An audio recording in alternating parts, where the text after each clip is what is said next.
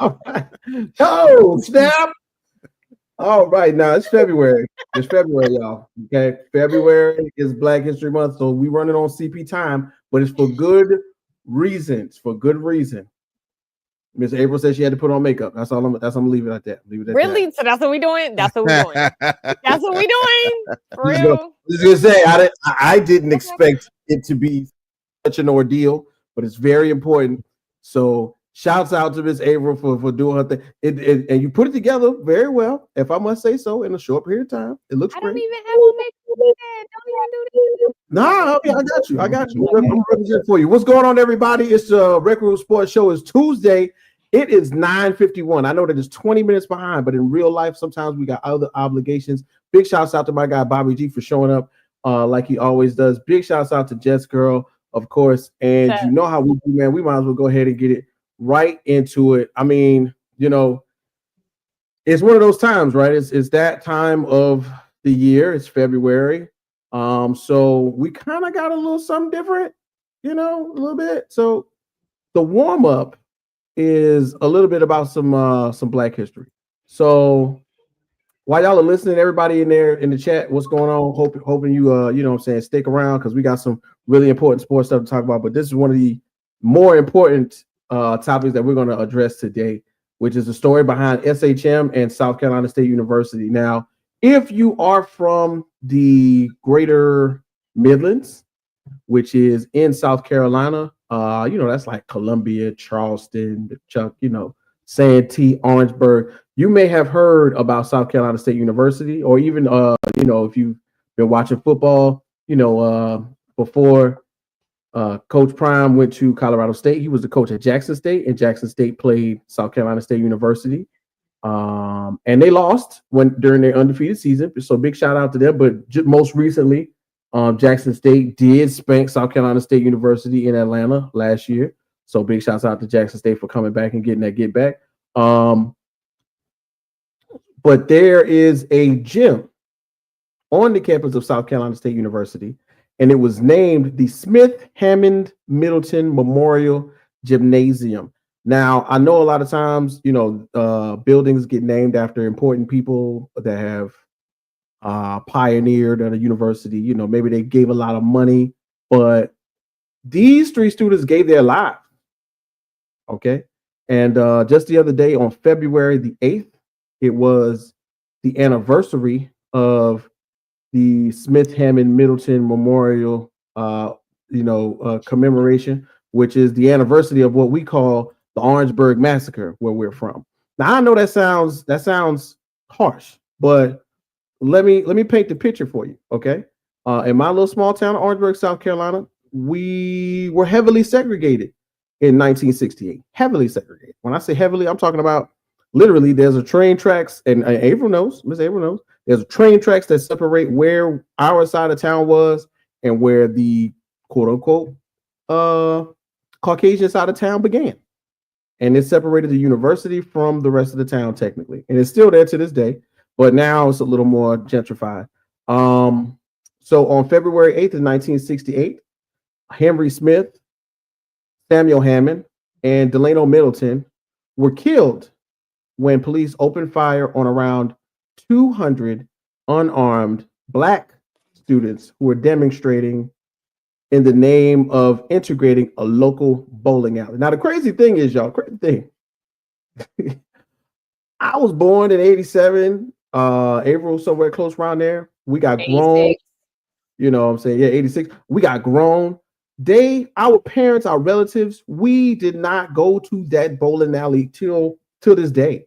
I've never been to that bowling alley. I am 38 years old, and I have never been to that bowling alley. We as African Americans never went to that bowling alley. And it's crazy to think that 3 students of a university, a prominent university at that time, during a time where segregation was prominent, Jim Crow was real. The NAACP and other Negro-led organizations were trying to encourage African American students to protest peacefully, to join arms with white and Black students and protest things like lunch counters. places to eat. And I know some of y'all been to school before, right? What do you do on the weekend? You try to have a little bit of fun. These black students were just trying to have a little fun. They wanted to go bowling. Couldn't go bowling, fam. Can you imagine that right now today? That you with your children or you with your family would like to go have a good time at the trampoline park, and they look at you and tell you because of your skin color you cannot go? I don't think we can fathom that because we have so much access in this day and time.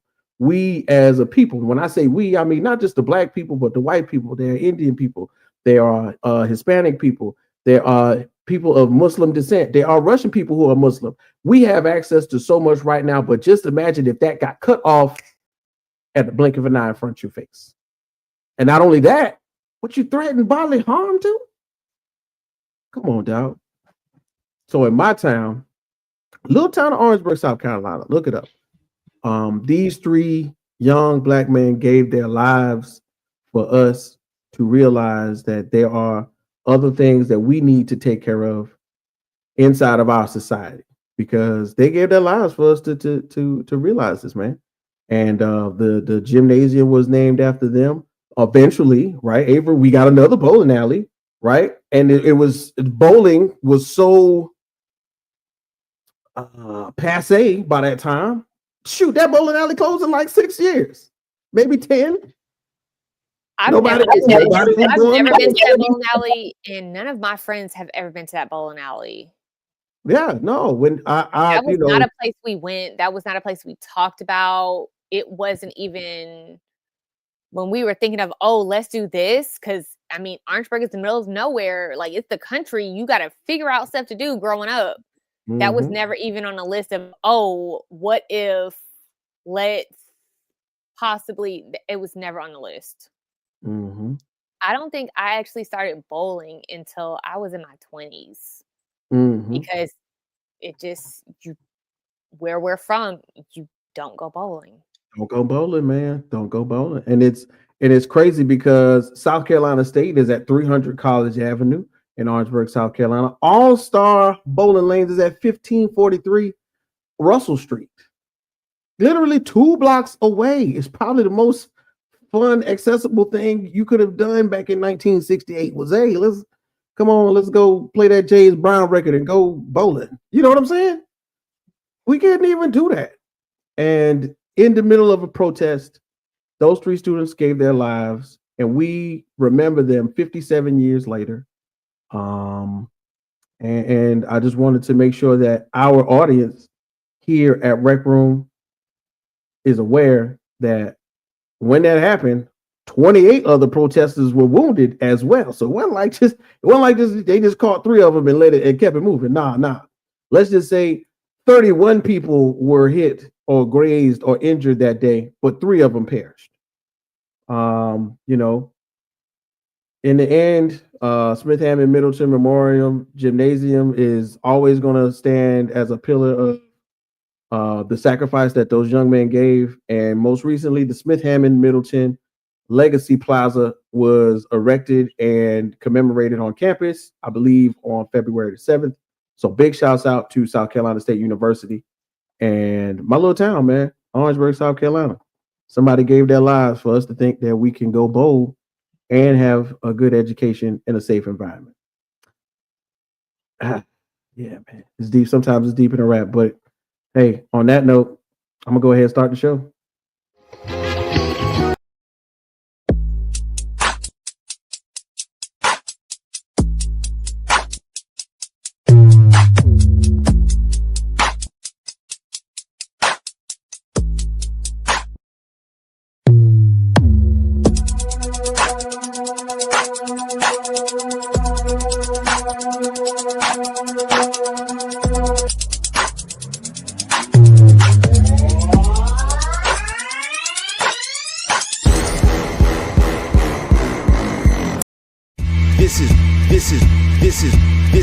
This is Rec Room Sports. Olympians carrying the torch, going where they don't go. We ain't lost. From the optics to the topics, got this with synopsis. Think outside the boxes like Jay on the mic or your boy K Witt. Joe is my coach, T-Sweat on the mix. All sports, even if you catch fish like Nate Diaz catches fists. You need to catch this episode, it's a can't miss. We go live and you should subscribe and X's and O's. We made our plan, yo, yo. Yeah. One time for your mind. Now I know that was serious. Oh, I know. We started off the show with the pick. Hey Bob, you around that age. You remember our school day started? I'm building me a home. We started the show with that just now, okay? So one time for your mind, man. It's the crew for the Red Room Sports Show. We're gonna change the pace up a little bit. It is February, so we gotta recognize our people. Make sure you take time out your busy day and your schedule to recognize the people that paved the way for you to do what you do. Because even though February is Black History Month, we can celebrate African Americans and what they've done for us 365 days a year. Oh man, I don't know wait. Hit the button on that one. So you know what it is, man. It's your boy K Witt, man. Your mama's #1 draft pick. We are in the building. It is official. It is Tuesday, February 11th. 3 days for Valentine's Day. So I hope you gave somebody some love.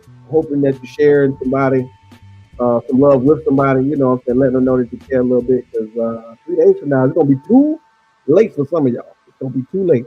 But, of course, on the show with me today, man, we got a crew like no other, you know what I'm saying? We got Audible Bobby G. What's going on, Bobby G? How you doing today, bro? Feel so supreme. I'm good, man. Football season's over. Now we can get to the real football season, which for me is the off season, combine and draft. Let's get it. Right. And then, of course, we got our #1 female correspondent, starting point guard. I'm just kidding. Miss Jazz Girl, Miss April, welcome to the show once again. You're doing your thing. I see you. I appreciate you. Well, oh, the makeup. What's up? Really? That's what we're doing. Look, football season is officially over. All I have to say is pitchers and catchers reported today. It's baseball season. Let's go Yankees! Whoa. All right. We excited about I had to do it. You know I had to do it. I was just about to say we got to it is now April, the Jets girl. Oh yeah, April, yeah. The Jets girl. Shout out to the Jets girl. One more time. There will be no Yankees hate tolerated here. This is a Yankee safe zone. Let's not do this. We're not gonna do this. Wow, we're starting off early. Shout out to Derpy. What it do? Ding, ding, ding. Welcome, Derpy, to the show. We appreciate you, man. Make sure you like, share, and subscribe like we always do, man. Share with the people, because we're about to get into it, man. You know, of course, recently, over the weekend, one of the biggest extravaganzas known to man was put on display for 58.3 million Americans. If I'm not mistaken, that's the number. And somehow, some way, we got a game, but I don't think we got the game that we expected. Bobby, did you get the game you expected? I did not at all. I got the game I expected. No. Of course, Ms. Abel is the most excited about that. And somehow, some way, you know, in the middle of that, we found out what was real and what wasn't. I realized that Jalen Hurts don't smile on purpose, bro, because he real. His aura, his path to greatness was too tough for him to smile. Ain't nothing to smile about until they ask him where him and his wife is going, which was the Disney World. But yes, you know what I'm saying? Once again, let's go ahead and get into it, man. You know what? And when we talking football, we got some of the best people to help relay messages, give us insight, feedback, in-depth thought. And we have one of them with us here today. And of course, man, I always gotta say it. 1.3 million likes on TikTok. So many followers. And one of the regular hosts on the Sports PSP podcast, man, is my cousin from Georgia, 6'4", small forward, worldwide champ. What it do, brother? How you doing, man? Welcome to the show. Hey, I'm glad the way you built me up like that. You know, I'm really 6'1", but thank you for the 3 extra inches. No pun intended. Oh, No pun intended. But I appreciate it. Man, I'm excited to be here, man. Excited to be here, man. But you know, I gotta say it like Big Sean said. I told y'all. Wait, I just thought about that. So, Bobby, you were the only one that was against us last week, right? Right, Champ. yeah, I was. Me And you guess and what? Bo, we got that, Guess right? what? Okay, Guess we what? got If that, they right? Okay, if thank they you. play again tomorrow, I'll be against y'all again. I told y'all. Hey, man. Yeah, The Philadelphia Bulldogs, baby. Oh yeah. that's exactly what did it. Trust me, Chad, we're gonna let you get all of that Bulldog camp and how they helped assemble or were a part of the assembly of what took place this past weekend, man. But of course, everybody got a chance to watch it, man. In Louisiana, the Super Bowl went down. Big shouts out to our guy Jay. I think he's okay. I'm hoping he's all right. You know, sometimes things happen on the way. When he gets in, I'm sure he'll have an opinion on everything. But you know how it goes, man. From normally when we do address big sports issues, we start with what was on the field. Because this one had so many different implications off the field, we're going to address this top down. Okay. So we're going to start with the coaches. All right. So let's go ahead and get right into it, man. Whose coaching legacy will be affected more by the outcome of Super Bowl? What is it? 59? Yeah, there we go.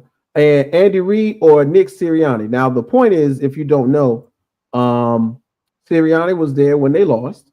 Now they won.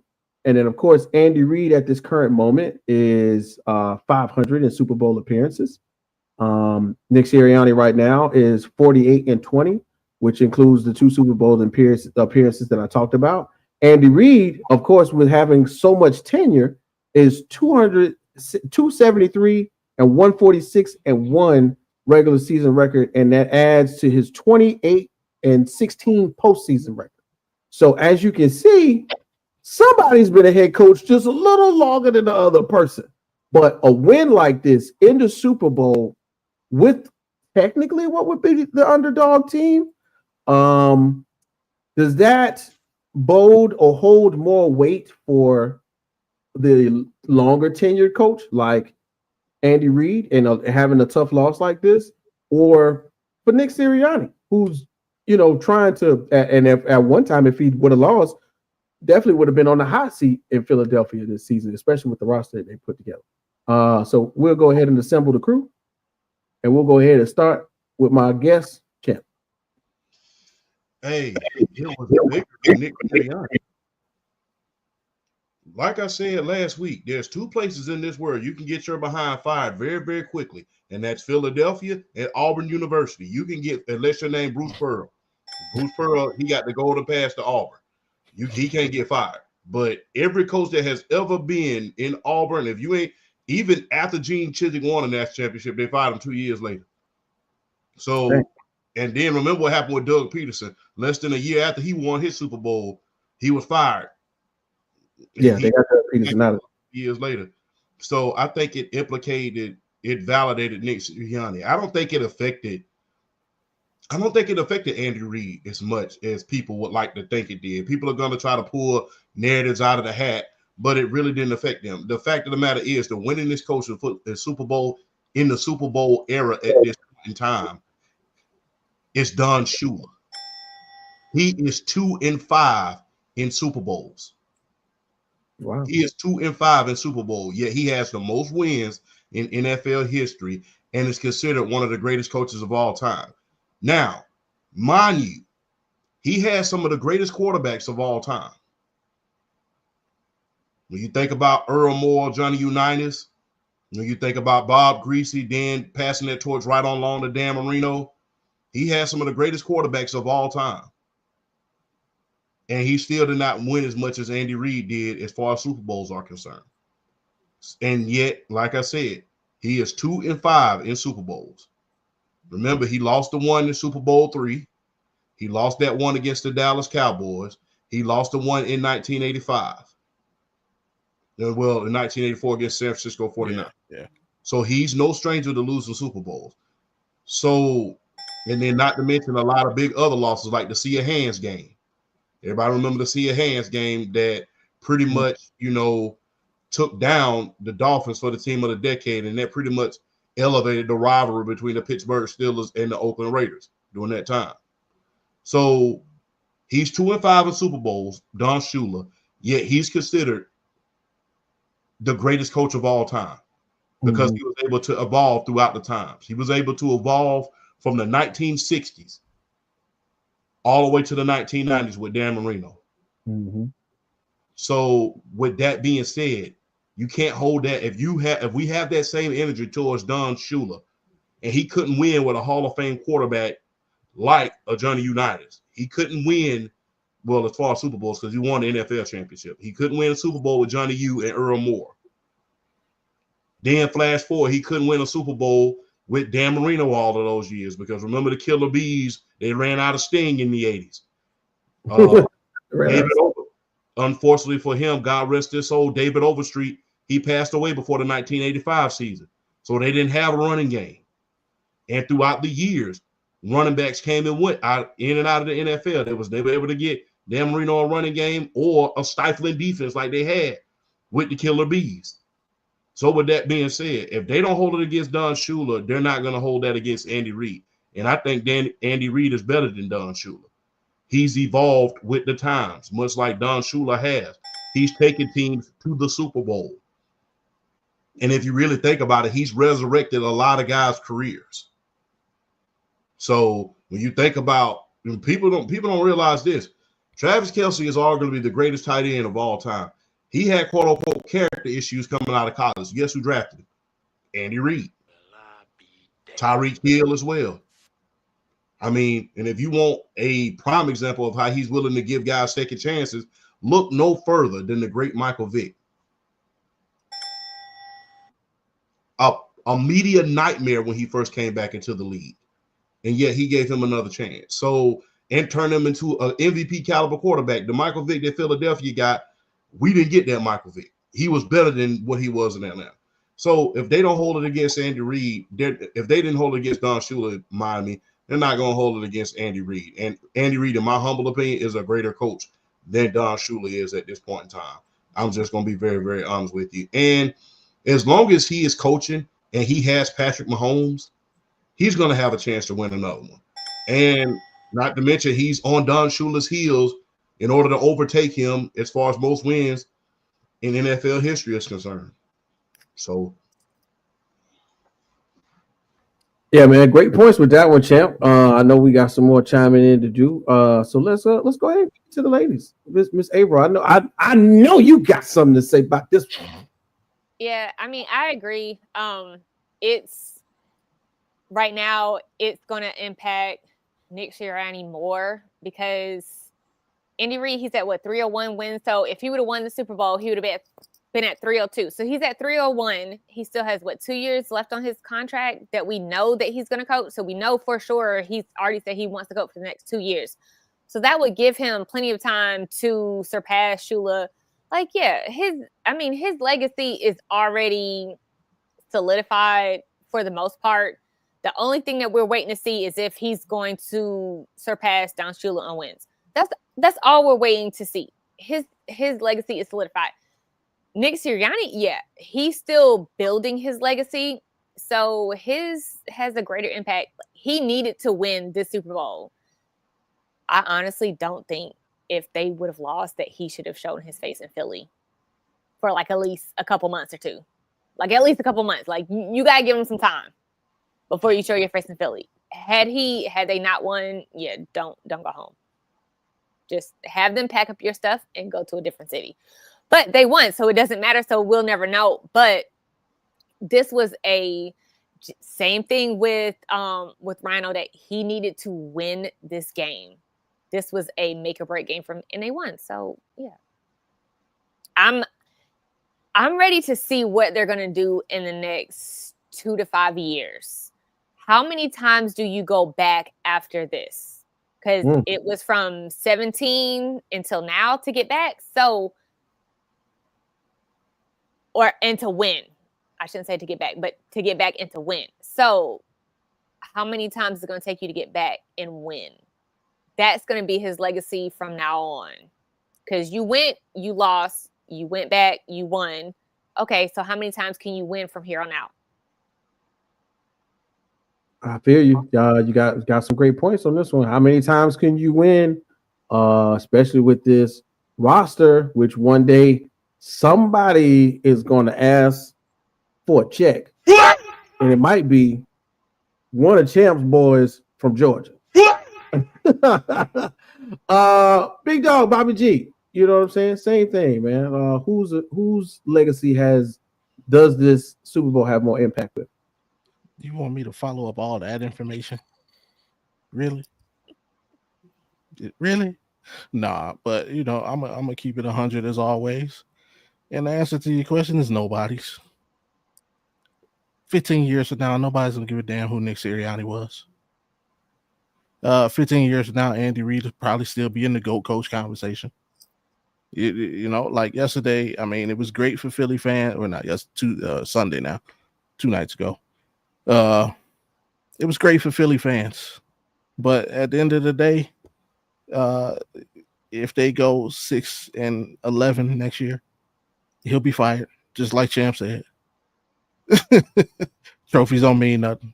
I mean, look at that Super Bowl team. Who's really still there? I'm gonna hit that. 4 players, 4 total.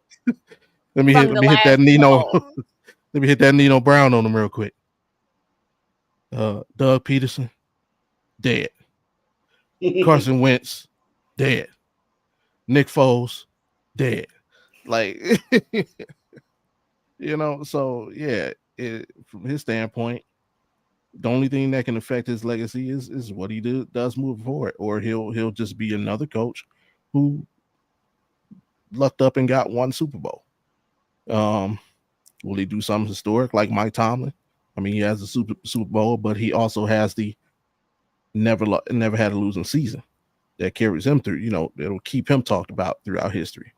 The only way to really improve his legacy is to win multiple. He's got to do it again. For Andy Reid, just like Ms. April said, like he's a multi-time Super Bowl winner. He's still just a few wins away from passing Don Shula as the winningest coach in the history of the game. And I mean, I know Philly fans like to say, ding dong, the witch is dead. The dynasty ain't over until they go several years without win. Because if the Chiefs win again next year, guess what? It's still a dynasty. Like, so, it's just a wait and see basically at this point. But as of right now, nah, neither one's affected. It's just one's sipping champagne and the other's sipping sour milk. That's all.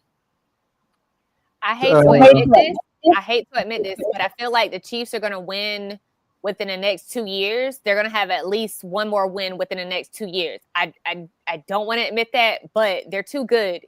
I just didn't want them to three-peat. So as long as they didn't three-peat, I was good. But, I mean, let's be real. They're still really good. Even with the refs cheating for them, they're still really good. So they're going to win another one within the next 2 to 3 years. Let's just be honest. I mean.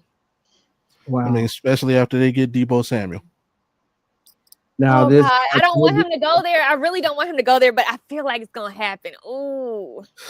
So this I'll get more into that later, though. This was going to be my point, right? So, everybody got some really good points, and I love the way that it kind of flowed from the top down, where Bobby was like, "Nah, nobody. That's who." In reality, I think that Abram has some good points. I think Champ really did say something dope too. One of the things I know that the largest concerns eventually is that they have several players who are playing on 2nd round, 3rd round, 2-3 years ago rookie contracts who were impactful. And that will change if I'm talking about the Eagles, and that will change going forward, especially if they perform or outperform those rookie contracts. And then on the Kansas City side, we got to remember, in my opinion, that one of the greatest quarterbacks of all time, even though he's not a GOAT, Now he is not the GOAT. He is one of them. If there is a pack of goats or a group of goats, like on mountain goat, mountain goats, they hang together, they be on mountaintops and climbing in the Himalayas and stuff like that. Patrick is among them. But they have to address several things, and I'm sure that Champ would agree with me on it. That revolving door at left tackle, and maybe the center and guard positions as well, because we got an opportunity to see pretty much the Eagles not do as much blitzing, not at all, but get a large amount of pressures with just Jalen Carter and basically run a rough shot the entire time. We're going to get further into that as well when we talk about the impact of the front four. But I think that it's quite possible that Nick Sirianni's legacy will be impacted just a little bit more, because to have 2 Super Bowl appearances and to completely change philosophies from the first one to the second one, and pretty much from the beginning of the season to the Super Bowl, and so much change the philosophy so much that Andy Reid and the Kansas City Chiefs defense was sold out on the run. Sold out. 8 in the box. You know what I'm saying? Everybody waiting on Saquon to touch the ball, and Jalen Hurts found a way to get the ball to all-pro receivers every opportunity he got. So big shouts out to him on that one. And then I want to give another shout out, since we talked at the top, man.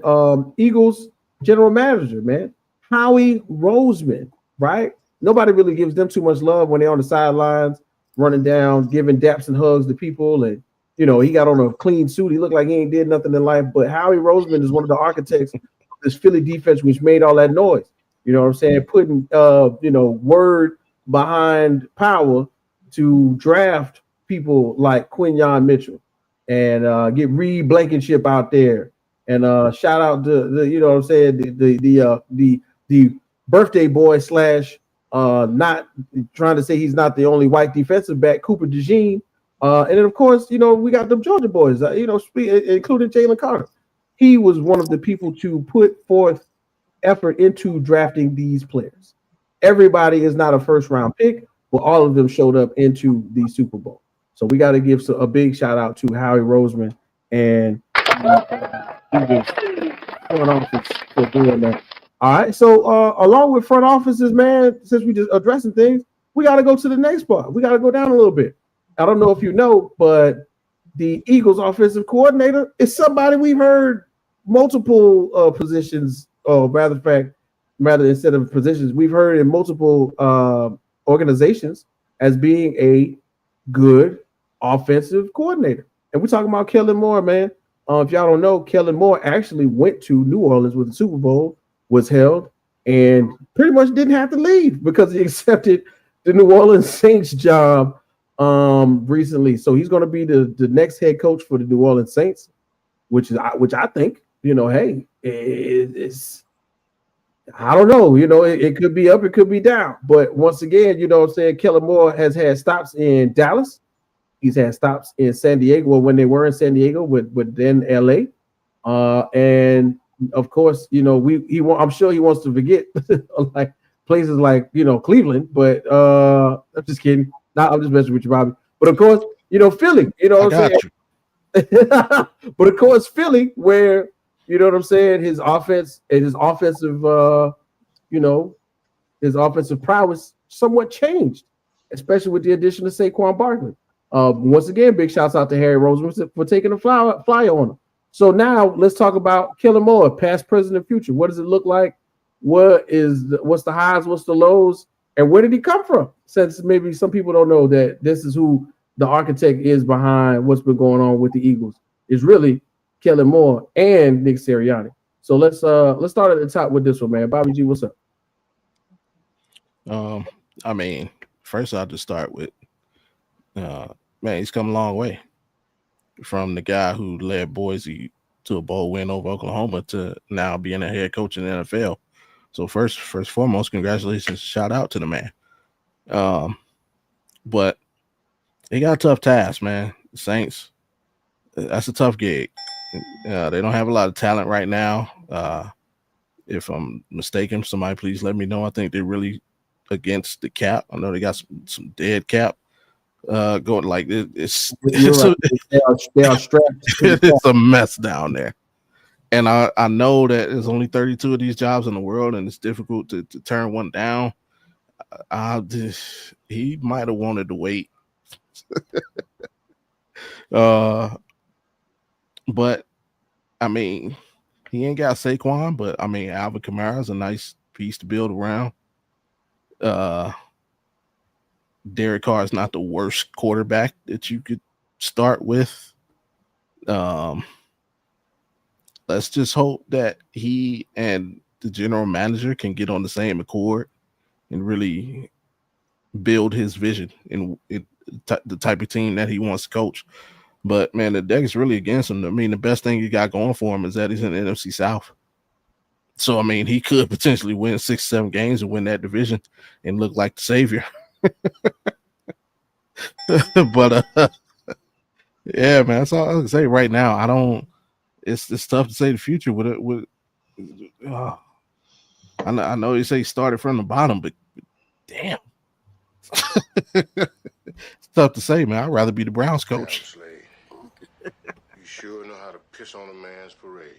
Nah, God, no, he'd rather be the Browns. I mean, well, I know what you mean. I know what you mean. Even with Shane Diesel up there at the quarterback position. Yeah,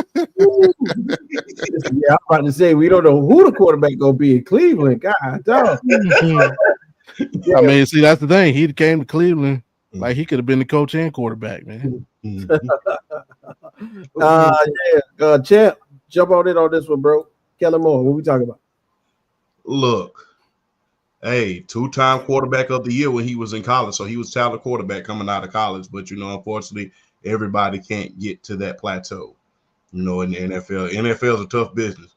But I'm glad a lot of these players are becoming good coaches, if you will. He's a great coach. But I will say this, man. Look, I've said this on many of occasions when it comes to many different coaches.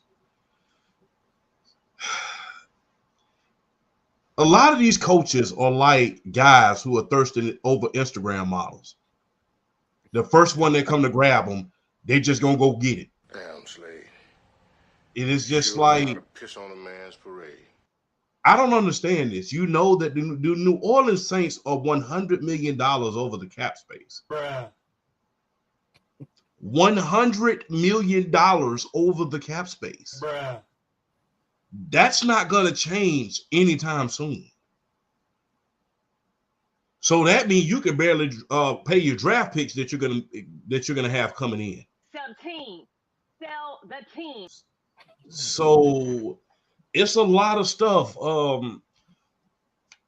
Coaches, stop taking head coaching jobs for the sake of having a head coaching job. I will say that again. Stop taking head coaching jobs just for the sake to say, I am an NFL head coach. It's kind of like taking somebody out and giving them flowers and you ain't heard from them all year long. They ain't answered your text messages. They ain't did none of that. They ain't checked on you when your grandmama died. They ain't did none of that. But all of a sudden, the 14th, the week of the 14th come around, hey, big head. Oh, I got to have it. She can split the block. No, don't do it. You don't see the trick? In 2 years, in 2 to 3 years, if he doesn't have a winning season, he's going to be fired. And then what was all that for in the first place? And for a lot of the Aints fans that's saying, hey, he could get that fixed in a couple of years. Just 3 years ago, y'all was $63 million above the cap. 2 years ago, you was $80 million above the cap. 1 year ago, you was $90 million above the cap. Now you are $100 million over the cap. So guess what? For all the Aints fans saying, we're going to get that fixed. Yeah, I believe it when I see it. Damn, I might be from Georgia, but you still got to show me. You know how to piss on a man's parade. So I don't like that. Look, it's better to stay in a good position where the pressure is not on you to win and you have a good situation around you than to be so anxious to leave and go somewhere that you put yourself in a back against the wall situation where you're between a rock and a hard place and the spikes are right up under you.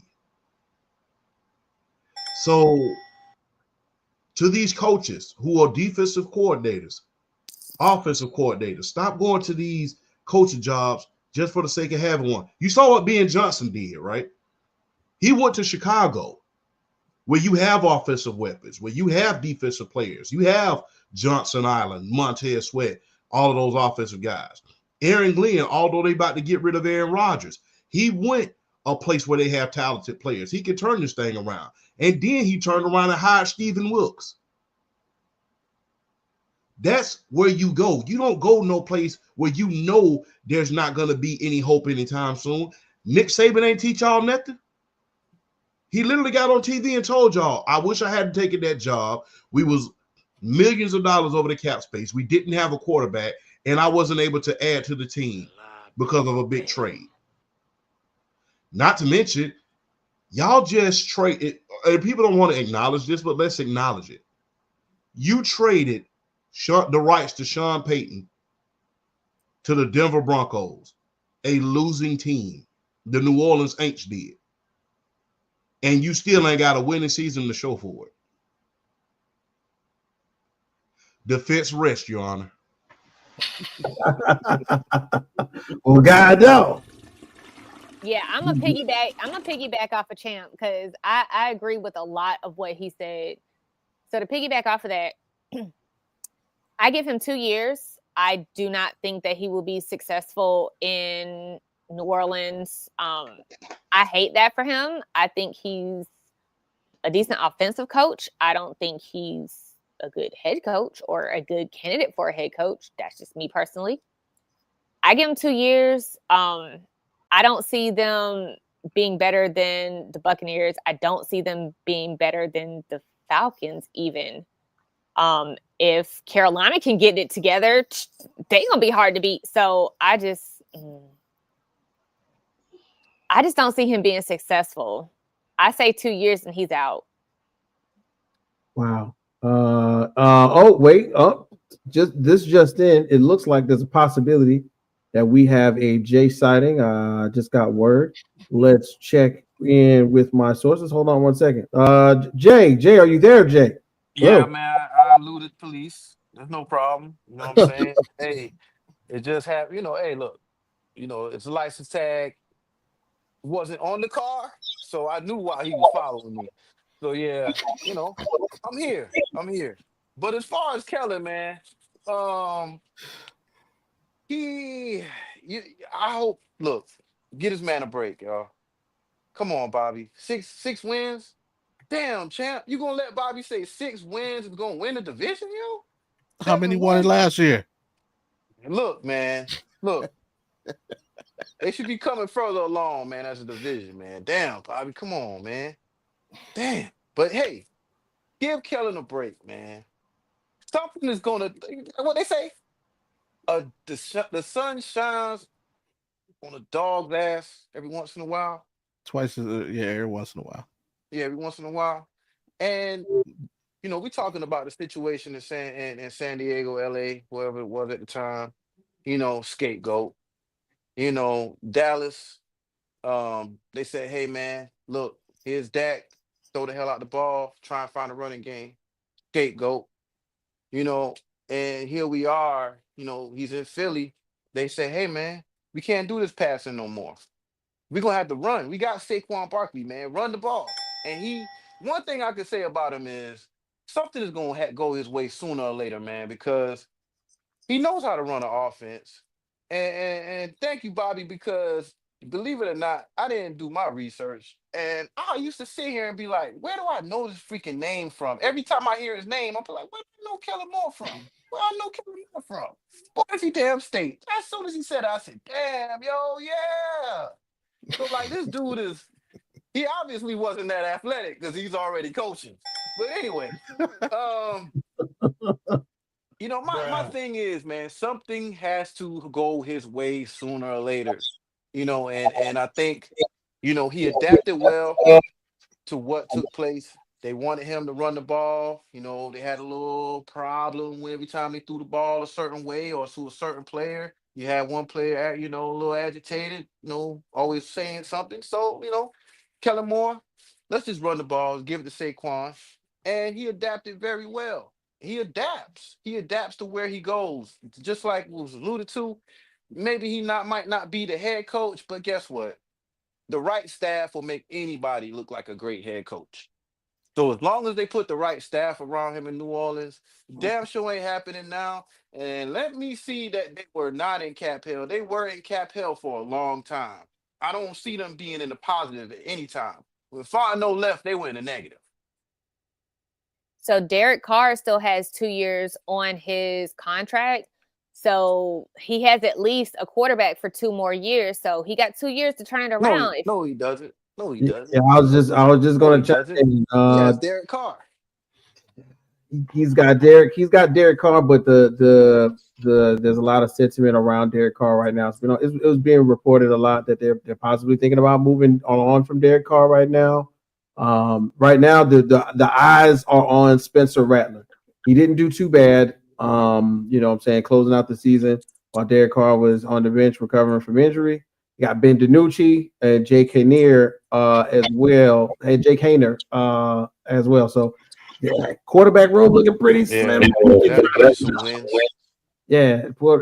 Jay, did you want to close it out with any more comments about Kellen Moore? Man, give him a break.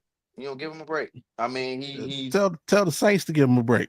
He ain't getting. He's not gonna get a break as soon as he steps foot on that soil. Well, you know, he's been there. He needs to get acquainted with what's going on offense, what they're gonna do. And it's like I want to go and figure out what are you gonna do with this? Because Kamara, how much you gonna get out of Kamara, man? How much you still gonna get out of Kamara? Olave, he went to Ohio State. Look up your Ohio State wide receivers, man. You know what I'm saying? I'm not trying to poo-poo on all of them, but they don't last very long. And this is their second or third in the last. Uh-oh. Olave? You said Ohio State receivers don't last long. Uh-oh. Here we go. I'm not even an Ohio State fan, but I'm not an Ohio State fan. I hate Ohio State fan. And I'm just saying, my Ohio State wide receiver won rookie of the year. His rookie year. I'm just saying, you know. Damn, what? Oh, wow. 16 games? Okay, look, y'all. See, let's not be Ohio State fans here. We're talking about I'm not an Ohio State fan. I'm not an Ohio State fan. Okay, but you gonna give them boys they props. Careers. All right, where's Mike? Where's Can't Guard Mike? Anybody seen him? Anybody seen Can't Guard Mike? He's old now, bro. You acting like he didn't have 7 years where he was dominating the league. He's old now? How many exactly. seasons on the shelf? How many seasons? No, he had 7 years where he was dominating the league. Come on, bro. Dominating? You want to come after somebody because they was probably Drew retired. Brees dominate. Come on, man. That wasn't him dominating. That was somebody throwing him the ball. Hold on, Commanders fan. Where Terry McLaurin from? So what he Shut doing? up. Shut up. How Shut many up. seasons? Stop it. Stop I'll it. be the first one Stop to tell it. you talk Stop about it. keeping the same energy. Here's the same energy. Who was the first one that said Terry McLaurin can't get separation? Who was the first one that said that? Terry McLaurin said how many 1,000-yard seasons? To me. So what? When you're the only person, everybody could get a damn 1,000 yards. You saying they don't last? You got one lasting on your squad, bro. I'm gonna tell you why I'm mad. How many seasons has he played? How many How long seasons you been in the league? You tell me. He's on your squad. Come on, bro. Come on, man. To piggyback on what Jay is saying, to be honest with you, come on, man. He only had durable, dude. Michael Thomas only had 7 years. He only had he didn't even have 7 years. He only had 4 years where he was truly dominant. Yeah, the other two and a half, he was complaining. In the other like 2, 3.5, he was on the bench. So 4 years he was dominant and a nightmare, but several other years he was like a blah. I'm just gonna be honest with you. Yeah, and I got 1,000 yards every year except his rookie year. What does it add up to, man? That's great. And then, what are you talking about? 6,000 yards in 6 seasons. And then you want him to do?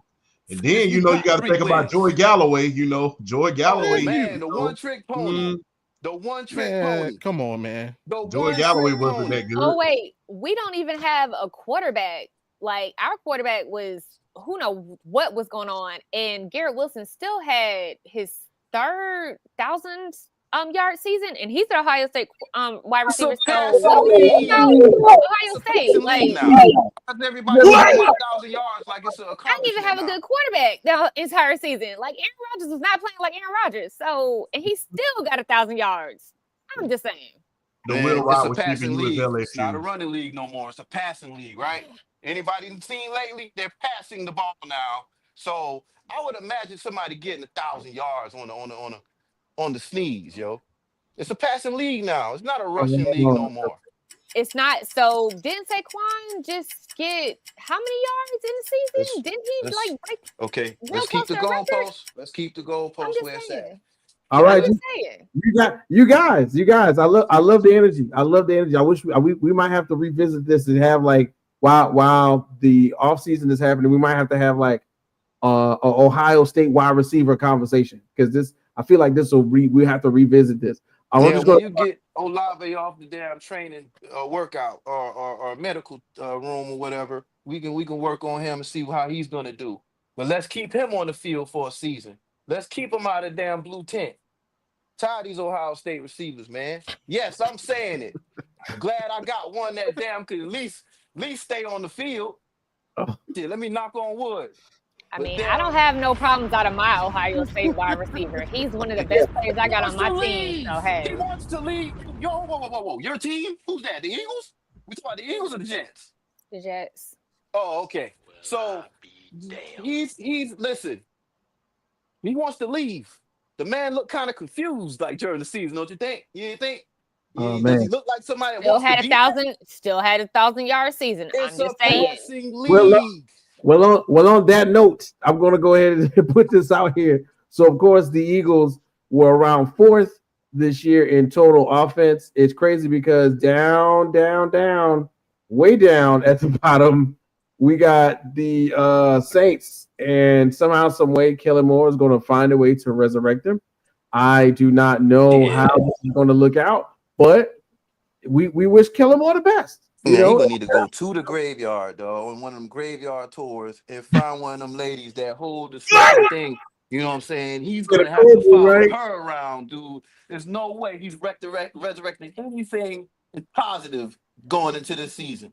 And this is what I'll say. So in all of this allure, right? So before head coach of the Jacksonville Jaguars, Liam Cohen, accepted the position in Jacksonville, he was offered a contract extension worth $4 to $5 million per year, which would have made him the highest paid coordinator in the NFL. To a degree, Kellen Moore heard Sirianni go, I don't know, man, just screw that, let's run it back. I would have said, well, I'm running it back if you give me that Liam Cohen contract he was going to get in Tampa Bay. And shoot, 2 more years ain't gonna hurt nothing. But those numbers on them zeros on that paycheck means something to some people, and I think maybe Kellen Moore is one of them. Hey, y'all, check this out. We're doing a great job. We're already getting close to the top of the first hour. It's crazy. I can't believe it. I don't know how we did it, but we're gonna do it. You know what I'm saying? So big shouts out to our guests like normal. We got our guy, world famous undisputed champ from Sports PSP podcast in the building as normal. We of course have our good friend Miss April Stevens, Jets Girl for life in the building, and then of course we got Bobby G from Audible Podcast. You know how you do. And of course, you know what I'm saying, Jay. On the run. Out here eluding and evading. Eluding and evading Jay. That's why he ain't got no picture up here, ladies and gentlemen. We do not want nothing. He is at a disclosed location. He ain't even home right now, for what I understand. But anyway, we're gonna keep it moving, man. We still got a lot to talk about, especially when it comes to the Super Bowl. So we're gonna run through these next couple of topics just a little quicker. All right. So here we go. We got bad meaning bad or bad meaning good. All right. So 2 NFC front offices helped contribute to this Super Bowl. Okay. Do we know which 2? Hey, damn right. All three of them, if you ask me. do we know which? Do we have an idea of which two we're talking about? Freaking Giants. Giants Oh, and that's one. the Dallas Cowboys. Well, kind of. That's another one, but I was originally intending the question to refer to the Giants and the Miami Dolphins, right? Because of course, Vic Fangio stepped away from the defensive coordinator position at the for Miami. He stepped away because he But they wanted poop on them. Yeah, Poop on them, though. he Like they wanted pooped to on Saquon and they pooped on Kellen Moore, yo. And right, then yeah, what happened? and then of course we saw the world saw the outcome of Hard Knocks with the New York Giants and them sitting in the office and the kids were trying to tell them about who Jay? Oh, J5, JD5. Yeah, the kids was trying to tell them about Jaden Lost. Daniels, and then the kids was trying to tell them, man, keep Saquon, Dad. Nope. So You're just a kid. What do you know?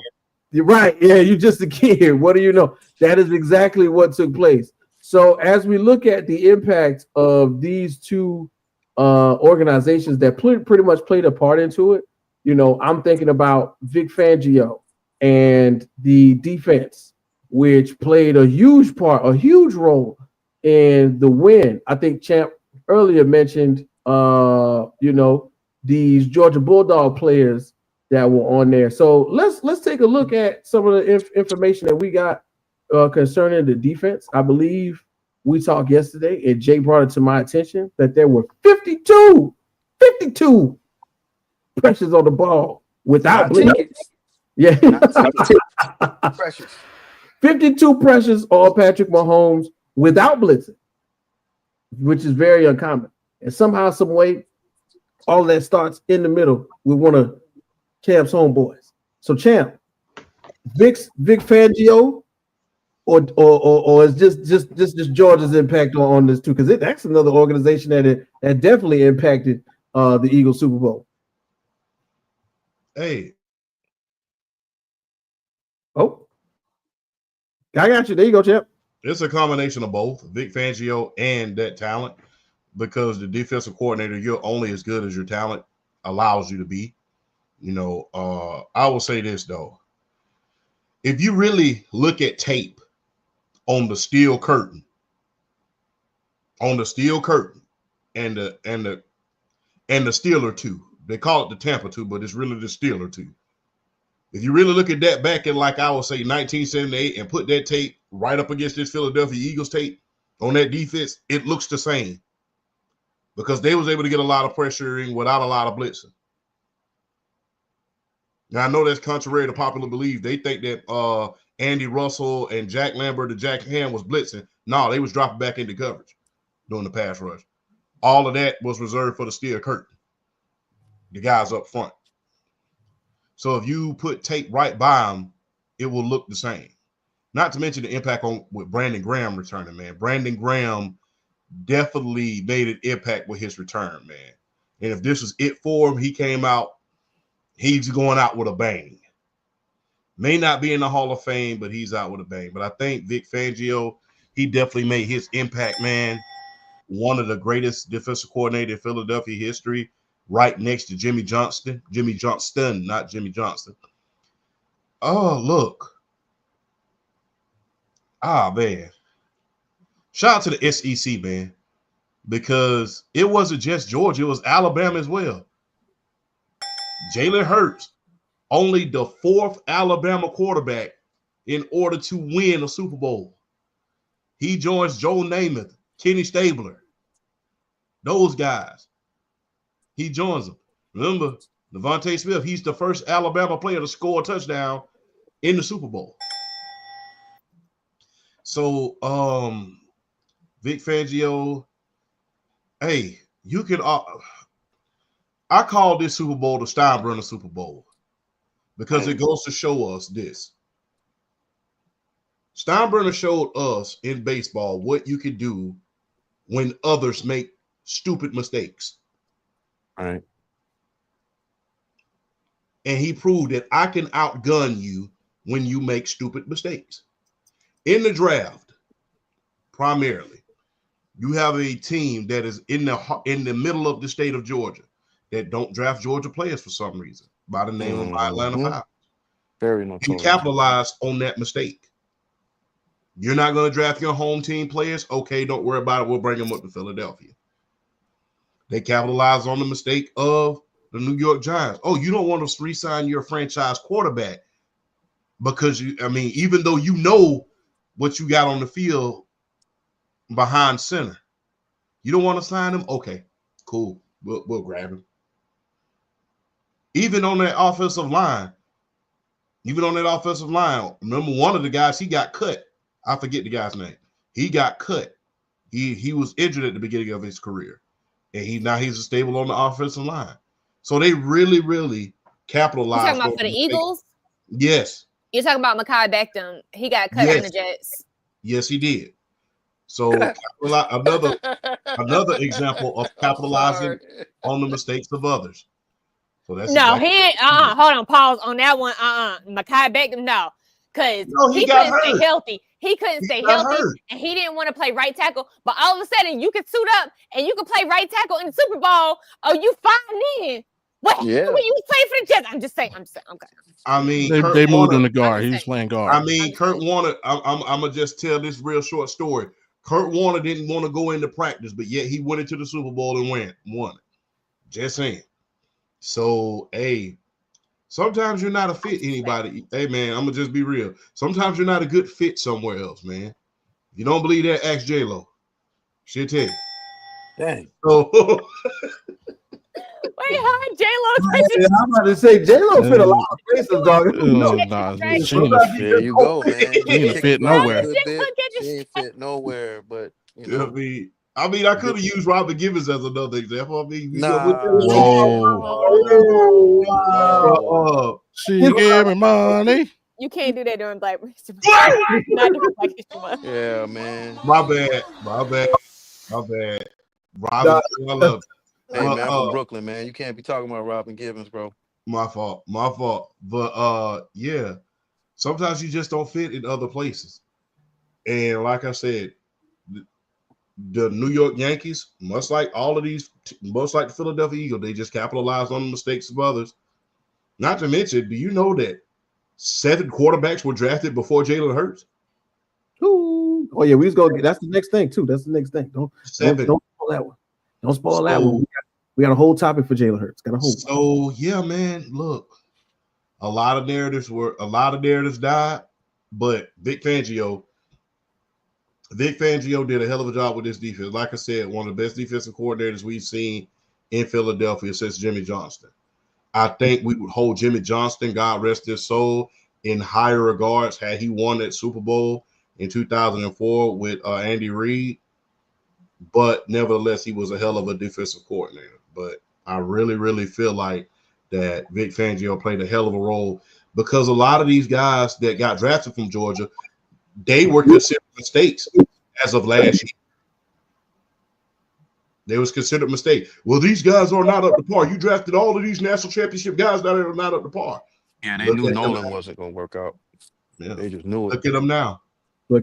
Yeah, unfortunately, Nolan Smith. Yeah, well, let's continue. Yeah, champ. You know, I appreciate you starting us off strong with that one.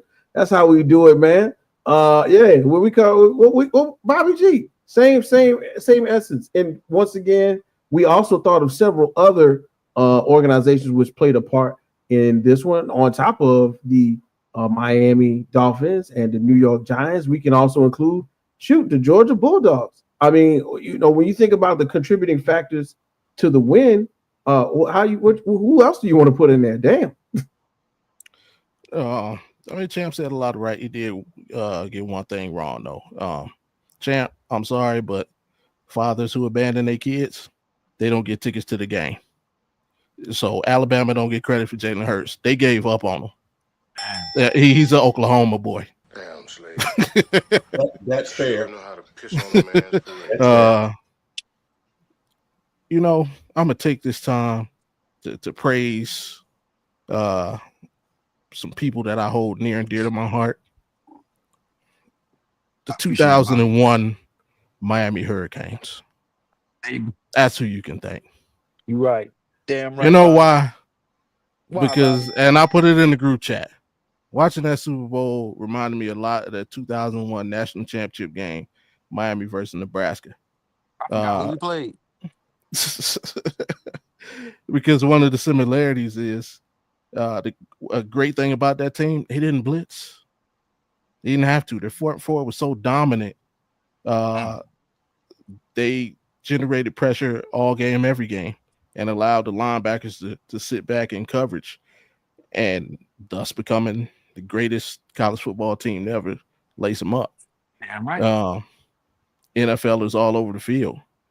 That strategy then carried over to Tampa Bay, where Tony Dungy put together a similar defense as the 2001 Hurricanes for those Buccaneers.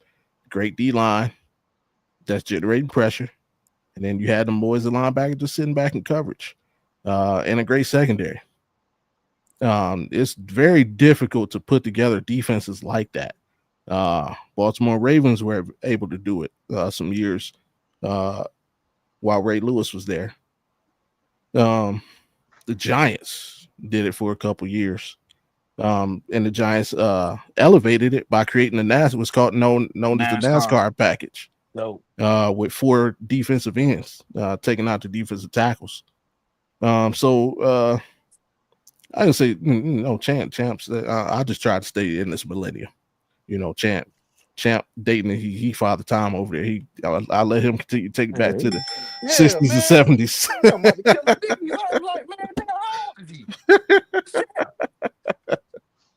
Oh, it's Champ like Father Time from Posse over there. About to pull out that pocket watch. Motisa. Hey man, hey, my father taught me well, so I mean, hey, my father taught me well, so I respect it. But no, it's every so often you come up with defenses like this that are able to generate pressure with the front four, and every defensive coordinator's dream is to have that. I'm not gonna give credit. I'm gonna ask a question. Can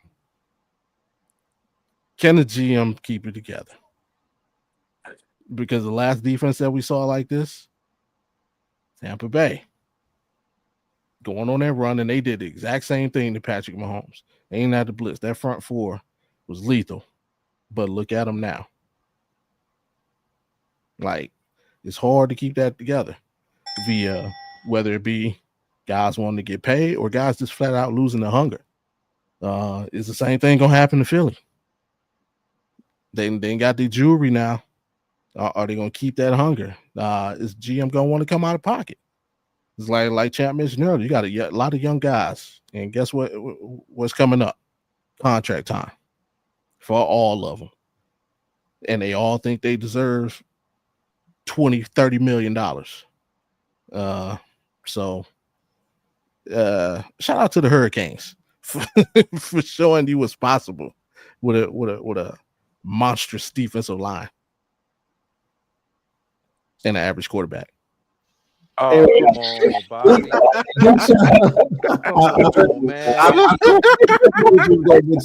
Big shouts out to the people in the IG right now. What's going on? I see you, big Primo Star in the building right now in IG. What's happening with your family? Jay, close on out this one, man. The organizations that help contribute to the Super Bowl besides the Philadelphia Eagles, man. When you think about them, we named a couple. Does anywhere else stand out to you to help get to this point? So I don't know about y'all, but back to the Kellen Moore thing. Like, you can't produce in Dallas, but you can produce under pressure in Philly.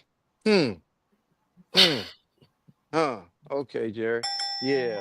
And then, we even gave him a wide receiver that helped him spread out the defense. You know what I mean? So, in another Penn Stater, and we had a quarterback that was like, shit, we can throw four cripples out there, and he can find the open man. So let's get rid of Jahan Dotson, and we gave him to Philly. He didn't do much, but he had a big pass receiving play in the Super Bowl. And if champ, I think we talked about this, and I said that he might come and save the day during the Super Bowl. And I wouldn't call it save the day when you stomp a team like that, but he opened up, the offense. He helped open up the offensive playbook, with that pass catch that could have been a touchdown. You know, kudos to him. You know what I'm saying? Congratulations. But Vic Fangio, man, and like everybody that I'm probably even naming, I just tip my hat to. And I know one thing, Vic Fangio, you would think his time has come, as any in the NFL, they all kind of the game kind of like gets too much for him. We've had we could look at a time where Jim Johnson's defense wasn't really looking any good. You know what I'm saying? Close to the end. But I think that had more to do, probably he wasn't as sharp. But, you know, Vic Fangio's defense, his coaching, I thought that, time probably would catch up with him. But, when you look at all these contracts, when you look at the GM, when you look at the fact that, when you looked at these drafts, it's like from the start of getting AJ Brown and how he handled that draft, moving on to the next draft, everybody expected a Super Bowl out of this. And he did exactly what he was supposed to do. That's why I don't give him that much credit. Because when you get this, when you had everybody was all the memes, all the gifts about Howie Roseman during the draft and during free agency, you're supposed to get a Super Bowl out of this. Anything less than this would have been a disappointment. Anything less than this. So, and then of course, they got Saquon as a gift. You know what I mean? And it's crazy. It's crazy how it all came together. Like they actually took two teams. You didn't get them from Cleveland or Atlanta or you got them from your division rivals. Like you took your division rivals, quote unquote, trash and won a Super Bowl. Bruh. Crazy. So like as far as Fangio, again, I thought that time has caught up with him, and it didn't. He knew how to call. When you get a defensive line, like who would mess up with a defensive line like that? You know what I mean? And that's Vic Fangio, man. He's a hot commodity, still to this day. I mean, I don't know what went wrong in Miami, but you would think that it probably was some creative issues. You know what I'm saying? And Vic Fangio probably wanted something that they didn't want, or they wanted to keep somebody that Vic Fangio did not want. And I would imagine like losing, I don't know. The defense kind of fell off a little bit. You didn't get what you expected out of that offense to go with that type of, that defense to go with that type of offense that they had in Miami. But yeah, Vic Fangio, man, I mean, props to him. As far as coaching is concerned, like, Steve Spagnuolo, he fell short. He fell short, you know what I'm saying, on a lot of occasions. But like Vic Fangio for sure is has a lot to build on at this point. A lot of low contracts. You talking about CJ, you talk about Gardner Johnson, you talk about Slay. Outside of that, you got nothing but young guys. So the contracts, with you having a high paid quarterback, one of the highest paid quarterbacks in the league, you have to have some young talent. You have to. Or guess what? You end up like a team like the Kansas City Chiefs, where you put a lot of holes out there that you don't catch until they get the right matchup, like a great defense. They made all of those veteran offensive linemen and one young guy look like some scrubs, man. They look like sleds. That defensive line made that offensive line look like sleds. Like they just pushed them. You could see them hopping off backwards. You can't hop backwards unless you get a good push. So, like I said, kudos to Vic Fangio, and like I said, that defense is something to build on. No matter how that offense does, if that defense plays like that or better, they can get them out of just about any game. Well, I'm done. I was sir. Like you don't catch.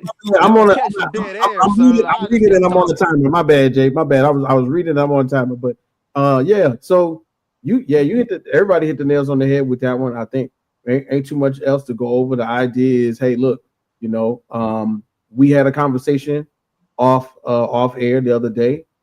Jay was bringing up some of the points that Tom Brady was making during the broadcast, and one of the big ones was, hey, there hasn't been a deficit since like this since a team was down 25. He had a little smirk because he was talking about himself. You know what I'm saying? Shout out to Tom Brady. Of course he was. And then again, after when they brought the game back on the third quarter, Tom went, well, their defense, I haven't seen the defense look like this in the Super Bowl since we did it in Tampa Bay up against Patrick Mahomes, where they got he gave with Vick Fangio must have paid attention to see that they're rushing 4 and dropping back 7, and everybody's in coverage, and everybody's looking at Patrick Mahomes and what direction he's running and how he's scrambling them, so on and so forth. So big shouts out to Tom Brady for being up in that press box and recognizing exactly what was going on. I can't lie, Tony Romo and Tom Brady, I love watching or hearing them do the commentary because they're seeing it from an angle and they're explaining it in ways in which I possibly may have never heard. But of course, hearing it from them, we're really hearing it. I'm not gonna clown Tony Romo today. I'm not gonna clown Tony Romo. But hearing it from Tom Brady, Super Bowl, somebody made it trash. Yeah, hearing it from Tom Brady. You gotta be nice. Tom Brady's trash. Oh man, come on now. He's doing his thing. And of course, I can't wait to hear what he has to say next season as he goes forward in his new role as a minority owner in the Las Vegas Raiders organization. We're gonna keep it moving, fellas. We almost there. We almost to the top. From bench at Alabama to Super Bowl champ Jalen Hurts. Now, this ain't a long one, boys. I just want some quick words about how we feel about Jalen Hurts. You know what I'm saying? We clowned him a little bit last week, because he had the backwards Kango. He had the Michael Jordan, hoop earring. He had the long cigar. He lightened it with a match. But I feel like, and I'm gonna tell y'all what it was, right? In the press run for the Eagles, somebody asked Jalen Hurts, like, what music are you listening to get yourself, hype? Jalen Hurts had nerves to say that he listened to Marvin Gaye. I think it's the Live in St. Louis album or something, the Live in Tennessee album. I can't recall which one, but I'm gonna figure it out. I know he said I listened to the Marvin Gaye. You know what I'm saying? He got a different taste of music. When somebody tell you something like that, okay, and I'm talking about for the world to hear. That brother deep now. That brother deep. You know what I'm saying? And I was laughing. I was laughing to myself and my wife. We were watching Super Bowl. She was like, "Yo, he ain't smiled yet, and he won." I was like, "Yo, ain't nothing to smile about." Okay. Hey, I won, but I struggled to get here. And this is where we talk about Jalen Hurts and the road, which quote unquote was less traveled for him to get to the Super Bowl. Remember, they drafted him, but they wasn't thinking about him starting. They had Carson Wentz. They was excited about that. Let's see if we see what it got him. So when we think about from bench to Super Bowl champ Jalen Hurts, fellas, man, go ahead, Bobby G. You can start it off. Congratulations, he won. That's about it. Like, that's the main thing, right? My thoughts on Jalen haven't changed. He's a solid quarterback. He did his job. He's still not elite. I mean, he's a solid quarterback. There's several other quarterbacks I take over, but yeah, he's solid. Would I take him on my team? Absolutely. But my opinion hasn't changed from he just got a ring now. Right. Jay, man, Jalen Hurts, what you thinking? Oh, the law caught him. Oh man, run for your life. I fought the law and the law won. Okay. Go ahead, champ. Your thoughts on Jalen Hurts and his trials and tribulations thus far, man. I ain't gonna even hold you.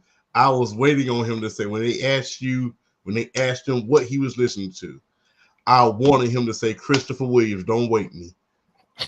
I wanted him to say Christopher Williams, Don't Wake Me. Because if he would have said that, I would have laughed. He already had the Ice-T uniform on already, So many girls on my jock think I'm a movie star. 19, I got a $50,000 car. He already had that uniform on. Right. So I was waiting on him to say I was listening to Christopher Williams, Don't Wake Me. But I digress. Hey, look, don't I any narrative that the media or anything has on Jalen Hurts, I'm here to tell you it's over. It's over. It's done. What's so funny about this is real quick. You know what he did after he left Alabama? He was a Heisman Trophy candidate and took his team to the college football playoffs. That's how good he was. Not to mention the the year he got benched, he had to come in and end up being a relief. And he ended up beating my Georgia Bulldogs in the SEC championship. So any narrative that they have on Jalen Hurts is over. It's done. He's won the Super Bowl. He has more playoff wins than a lot of these players do. You know, he has more playoff wins than a lot of MVP. And it wasn't like this was an easy road. It wasn't an easy road. Wasn't like a couple of years ago when Brock Purdy was hurt. You know, you had a team really in the division round that wasn't supposed to be there. It wasn't like that. He got there, and they got there, and they ran roughshod over him. And you beat a top 3 quarterback of all time. And so, guess what? Any narrative that they have is over at this point. And not to mention, man, are we forgetting that this guy was an MVP candidate and was an All-Pro and a 2-time Pro Bowler? So, I'm going to just be real. I'll need for the media to be quiet about Jalen Hurts.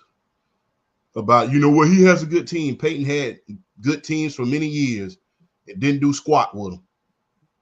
Matter of fact, he left Indianapolis and went to an even better team out there in Denver. And won the Super Bowl in spite of him. So, and if you think I'm lying, go down the list. Peyton Manning had Edgerrin James, Reggie Wayne, Brandon Stokely, Marcus Pollard, Dallas Clark. And then when Edgerrin James got hurt, another Pro Bowler came off the bench, and Dominique Rhodes. And before people say he didn't have any defense, Dwight Freeney is in the Hall of Fame. Robert Mathis is up to be in the Hall of Fame. Cato June was a Pro Bowler. Marcus Washington, he's a Pro Bowler. Not to mention, appreciate your name, man. That he got hurt though. He got hurt. Yeah, Bob Sanders is up for the Hall of Fame as well. And between the years of 2002 and 2009, they was top 5 in defense 5 times. What did he do during that time? A lot of first-round exit. I even give him a pass during the first 3 years in the league. Why? Because he had Jim Moore as his coach. More as a defensive coach than anything. Playoffs? Yeah. So guess what? Peyton Manning had teams, and they kept the team together for many, many years. Guess what? I didn't hear anybody complaining about that when he was going around here laying eggs in the playoffs. So leave Jalen Hurts alone. Oh man, yeah, for sure. I think looks like Jay is back. Jay, you want to speak on Jalen Hurts transition? Oh, we posted back. Out on bail, out of jail, California dreaming. I was literally outside waiting to see if they was going to pull up on the house. I'm serious. But anyway, when you actually talk to a cop a few days before you elude him and you say you on your way home and you pull up in your yard right by where he is, yeah, I had to make a getaway. You know what I mean? But made it to the bushes. I was like, but damn, this dude knows where I live. So yeah, but Jalen, I hate the sound like Bobby, but he did what he was supposed to do. Hey, we're gonna put 8 in the box. All we ask you to do is throw it far enough where the receiver can catch it. Not saying, and that's the thing, like Bobby couldn't have put it any better. I feel like if I say it, I'm gonna sound like I'm hating a little bit, at least a little bit. I just always thought that, if we got to throw it 35, 45 times, I don't like the odds. You know what I mean? Show me some I'm not gonna say he can't throw. There's certain throws that I'm a little weary on. People say that they only seen him with one bad play, and I saw three. I saw about five where he actually threw the ball. If the Chiefs defender was paying attention, we were talking about some picks here. I know two for sure. I can actually find and show at some point where he threw it right to the defender, but the defender was not playing the ball. Yeah. So, Touchdown. I mean, there was pick six being offered up on both sides. But, I think when it comes to anything, a lot of people were giving the Chiefs defense too much credit. Yes, they were fourth. They were fourth. Yes, they played better. It's about the best defense they've had since they. Well, I don't agree, man. I think, that wasn't that type of defense that give you that. That they didn't have that defense that, as far as like, here's the deal. We all know Chris Jones. I bet you can't not a Cowboys fan that knows any pass rusher from the Kansas City Chiefs. You know what I'm saying? So I just feel that again, Jalen Hurts did what he was supposed to do with what was in front of him.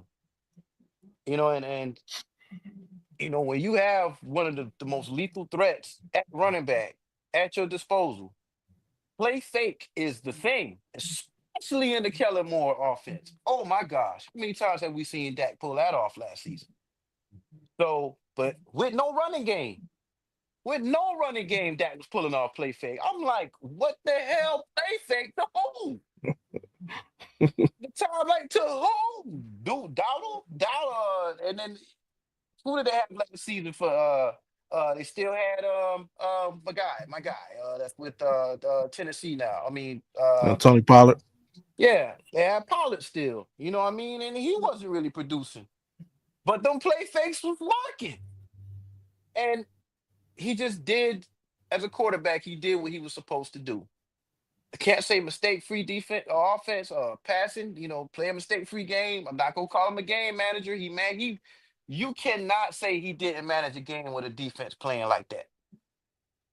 It's not a knock on him at all.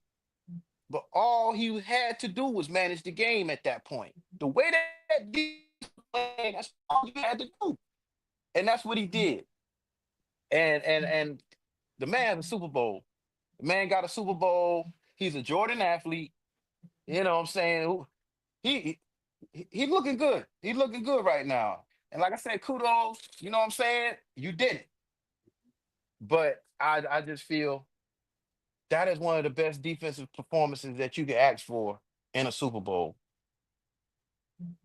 And he did what he was supposed to do. And he did it well. Other than that pick, and if you look at that pick, yeah, a little, it was, errant throw, I guess you could say. But I mean, he did what he was supposed to do. It's like I said, Bobby couldn't have said it better, but not to poo-poo on his game or say that he can't pass very well. It's just with that defense playing like that, all he really had to do, if Saquon was able to get 150 yards, imagine if Saquon was able to get 150 yards. Well, he would have been like, I ain't even do nothing. And I won a Super Bowl. So, that was a perfect team game. I mean, the only thing that didn't really go, that didn't play up to par as the defense and the offense combined was special teams. You know what I'm saying? Imagine if we would got a run back or two. You know what I mean? That would have been all phases at high level. You know what I'm saying? That would have been one of the worst. It is one of the worst losses I've ever seen. And, like Jalen Hurts, man, has a lot to build on right now. All they got to do is keep receivers around them. They couldn't get it done without, and I feel like they couldn't have got it done without Dotson. That trade may have been a certain trade to some, say, hey, Washington, however it worked out for us. But for them, schematically, that was a big trade because they were able to spread out instead of keying in on Devontae and AJ, one or the other, and then Dallas Dallas Goedert is probably one of the best seasons I've seen him have. Health wise, he got hurt. He got hurt this season too. But health wise, is one of the best seasons I've ever seen him have. So, you know, he has a lot of weapons at his disposal. I think they can still add on with young talent. Sky's the limit.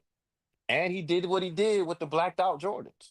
Like, that's awesome, man. For everything to work out in his he's like I was saying, he's a Jordan athlete. You got the whole thing going on with the, this little thing with the blacked out Jordans, this little campaign, and then a Jordan athlete win Super Bowl MVP. So it's looking up for him, man. I'll be playing some Al Green too, man, if I was him. Dude, I'd be playing nothing but old school. All the hits. Man, it's crazy, man. Yeah. So, and matter of fact, it was Marvin Gaye live at Oakland Coliseum, circa 1974. That's what it was. That's how far back he was going. Yes, Miss Jets girl. The adversity from Jalen Hurts, from college to now. What's your opinion on him? And of course, it's gone up, it's gone down. How you feeling?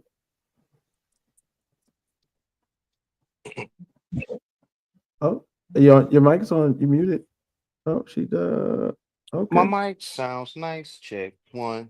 My mic sounds nice.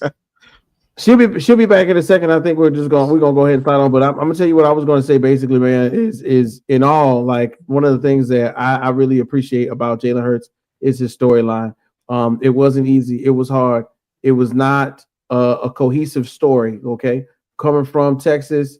And this is one of the main reasons I like the Jalen Hurts story is because his father was behind him 100%. So big shouts out to Mr. Hurts for putting him through the rigors of wanting. He said his son wanted to be an NFL quarterback and win a Super Bowl.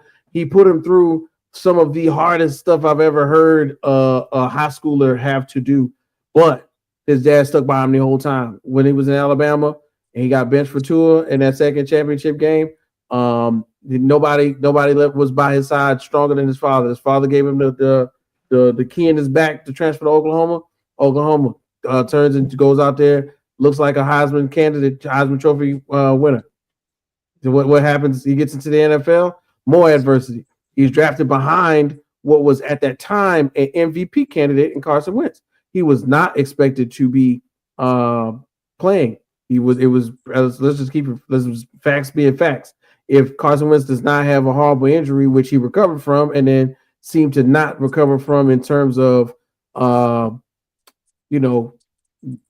timing and that offense at that time, we wouldn't be worried about Jalen Hurts. He'd still be on the bench because Carson Wentz was really on an MVP role at that time. So for him to take the role of a starting quarterback, to prove the naysayers wrong, to talk about not only his accuracy, to talk about that he is a one-trick pony, that he is an athlete and not a quarterback. A lot of these things he had to go through in order to prove to everybody, the media, himself, everyone, that he can do this. Kudos to you, Mr. Hurts, because you proved everybody wrong, and now you are a Super Bowl champion, and can't nobody take that away from you. And then you beat one of the GOATs. And on top of that, so next question, man, we're going to do this one really quickly because we're almost there. Bang. Almost, but not the GOAT.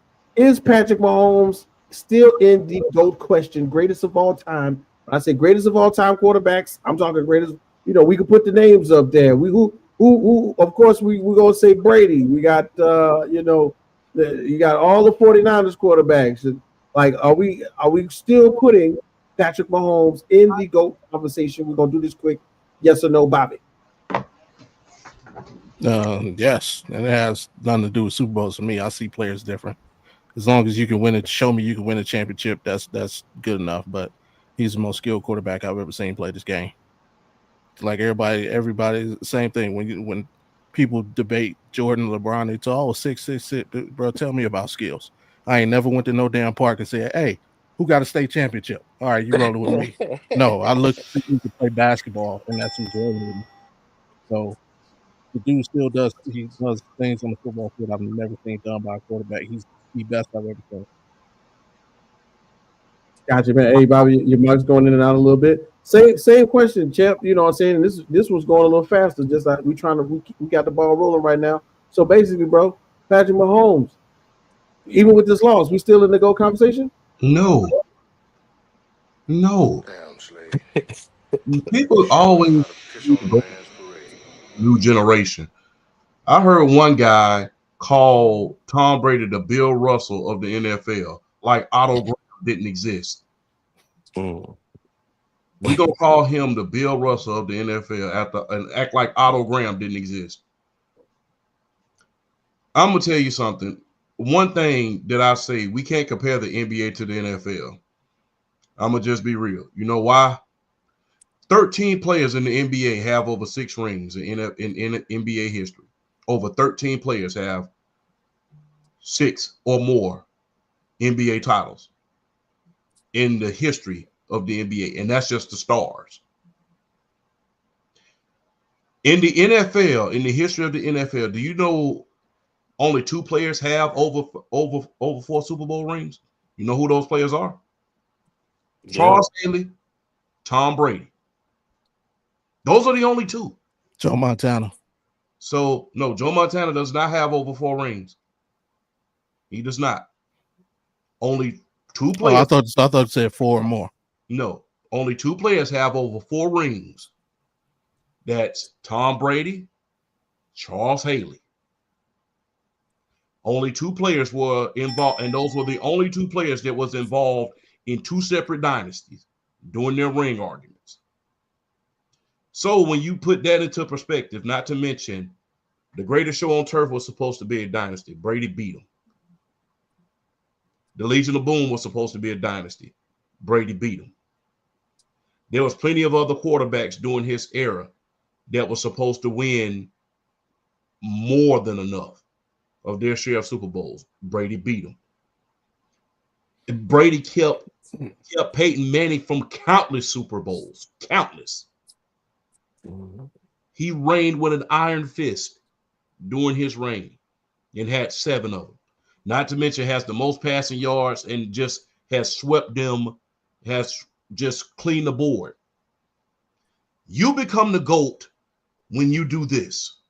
You are the GOAT when you match or exceed your competition.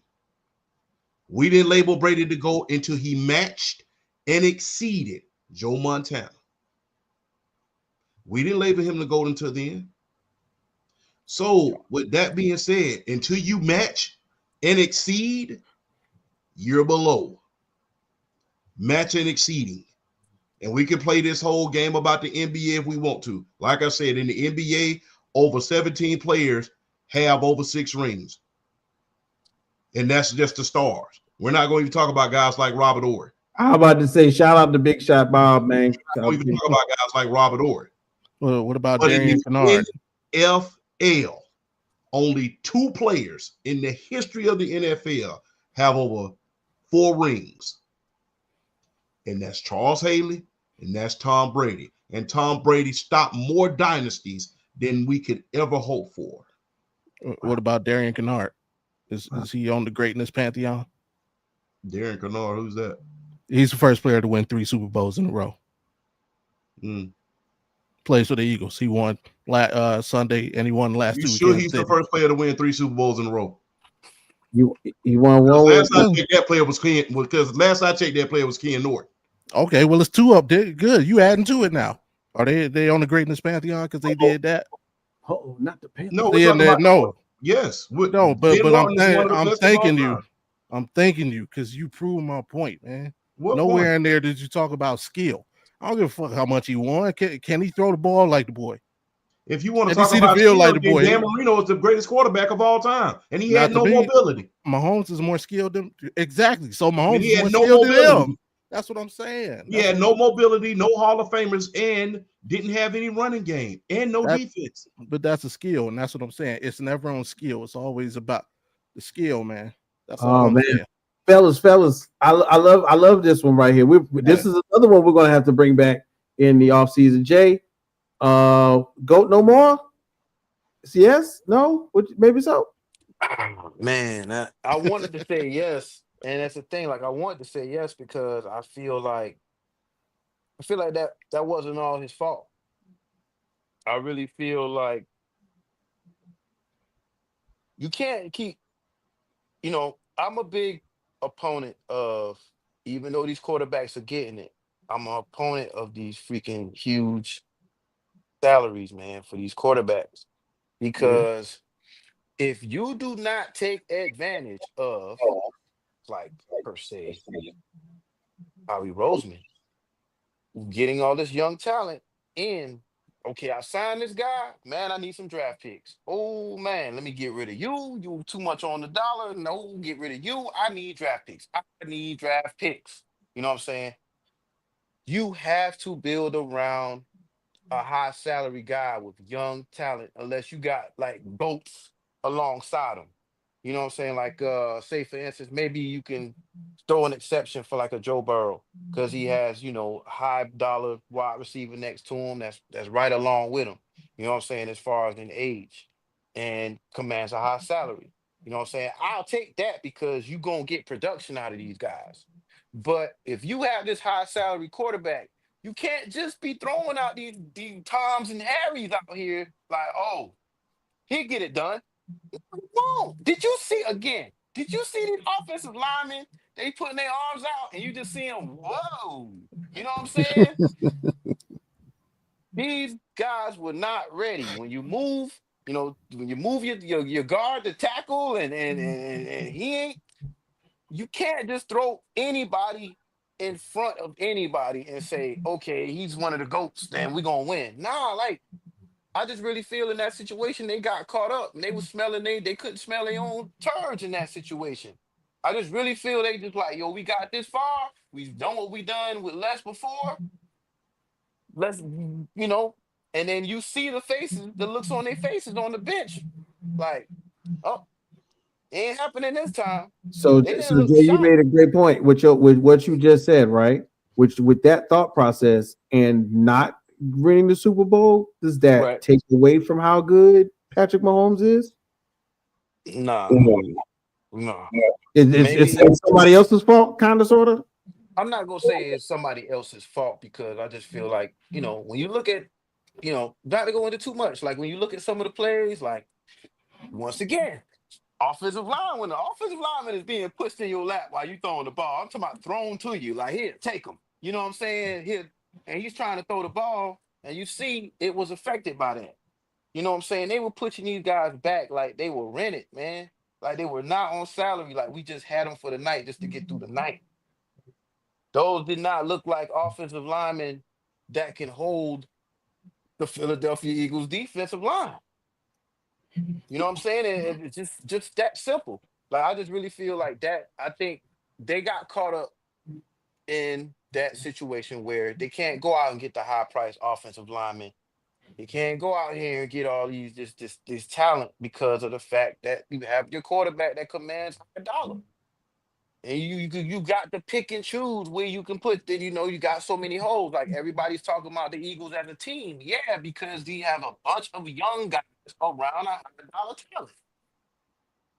And you can't keep winning with a high priced guy and keep throwing veterans around and saying that, yeah, we just gonna throw these veterans in there and they gonna be able to hold fat. Nah, not gonna work every time. And we saw it.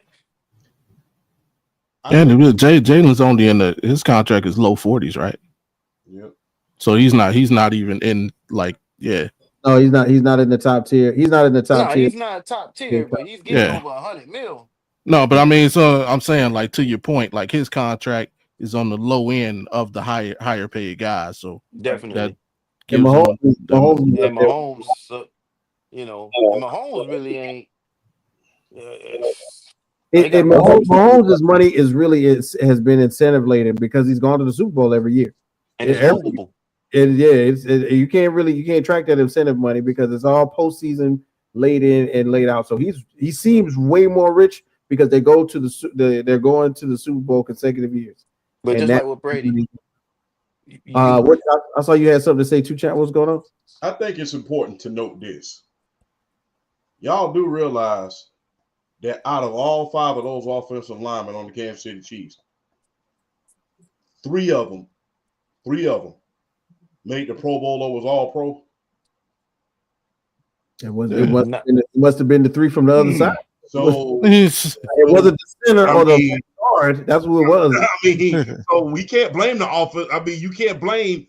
I mean, you had now the first one, I give you a pass when they played Brady because half your offensive line was out. But this your team was fully healthy. I mean, they got outplayed. Like, they definitely got fully healthy. So we can't blame you. The blame lies within. So you had your offensive line. You had you had to make those and you failed to make the second half adjustments. Trey Smith though, he's all pro. No, you can't have, like you said you can't have it both ways though. It can't be the ultimate team sport, and I got to make up for somebody not able to do their job that day. But listen, this was, and this is in my mind.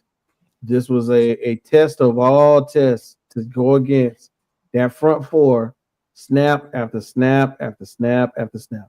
And I don't care who was the offensive line at the time. I feel like, especially on a warpath that they were on, this would have happened multiple times. We're gonna keep it moving, fellas. The crazy thing is we are just a little bit past that margin of where I thought we was gonna be anyway. But that's good because we're doing great on time. Real quick, we're gonna throw this in there. And we're going to give everybody give their quick opinions on this one. Of course, the halftime show. Oh, my God. What? Kendrick Lamar. The game is over. We are in a game. It's not a game. PlayStation Network was down. There's so many things that we can pull from the Kendrick Lamar halftime show. So really quick, gentlemen, as we re-immerse ourselves into that moment that everybody goes, is he going to do it? Is he going to do it? Is he not going to do it? What do we really think of the Kendrick Lamar halftime show? Was it one of the best, one of the worst? Are we looking for something else from it for next season? You know what I'm saying? Let's make this as fast as possible so we can. And you know what, champ? Since we lost one of our correspondents, man, you're more than welcome to stay for the second half of the show. Cause I know you talk about a little basketball. No, I ain't been watching like I'm supposed to lately. So, okay, you staying. I Yeah, ain't been watching like I'm supposed to lately. I'm not gonna talk about that. Don't know too much about other than the truth. Right, you staying. So I gotta respectfully decline. Well, we appreciate you anyway. So hey, Bobby, before you go, halftime show. What'd you think of? Oh, look. Hey, highest rated since Michael Jackson. I think the other one was Usher. So it's right up there. When you surpass Michael Jackson and Prince, as far as a show, you've done something. I understand that it wasn't the high energy that we was looking for. But, hey, I liked it. Kendrick is not, I mean, I've seen Kendrick shows. I mean, even when he did that show in the heart of LA, it wasn't that high energy that, he's jumping around all over the place, jumping over people, doing all of that. I don't think that's how Kendrick performs. I believe that a lot of people were just looking for something to be mad at, and they looking for it, and they found it. And they found it. Whether it's kind of like, kind of like your parents coming in the house, you've already cleaned up everything in the house, you done mopped the floor and did everything clean. And guess what? Just because the dog walk in, they see a paw print on the floor, you ain't cleaned up this house. That's one of them moments. So yeah, people just looking for something to be mad at. People just looking for something to be mad at. You already had certain dynamics in that Super Bowl that was, already again. Everybody was already hollering wolf about everybody saying the two black quarterbacks were playing in the Super Bowl, and people was already hollering wolf about that. So they was looking to holler wolf about the halftime show. Like we ain't never seen a lackluster performance by Maroon 5, and this is coming from a Maroon 5 fan. I am a Maroon 5 fan. That performance that they had was rudimentary at best. So when these singers and these rappers come up and they have a show that you don't understand, stop trying to complain about it. In the great words of a man named Steve Harvey, if this ain't for you, this ain't for you. Turn the channel. And for you to be complaining about it, guess what? It had higher rate. The Super Bowl had 126 million viewers. Kendrick Lamar's concert within that Super Bowl had 133.5 million viewers. So for everybody to be complaining about it, those ratings came from somewhere. The ratings came from somewhere. So if that high and I didn't like it. Okay, well, in the great words of Michael Jackson, you probably alone. So, who cares? you are not alone. Hey, man, your thoughts on the halftime show, my guy? Man, when is it gonna stop? That's my question. Like, when is it gonna stop? Because now, you know what I'm saying, the answer was that was walking around with bullet holes and smoking out of your shirt, Oh out of your man, hoodie. you That saw was the it answer. too? You saw it too? I saw it. So it's like, when is this gonna stop? Because damn, what's next? What can we do next? Like, what can we actually do next? Because we're saying game over. They said game over before. They were saying game over this before that. So my whole thing is just as the show was great. It was very symbolic. I loved Samuel L. I love just about every part of it. I love the dancing.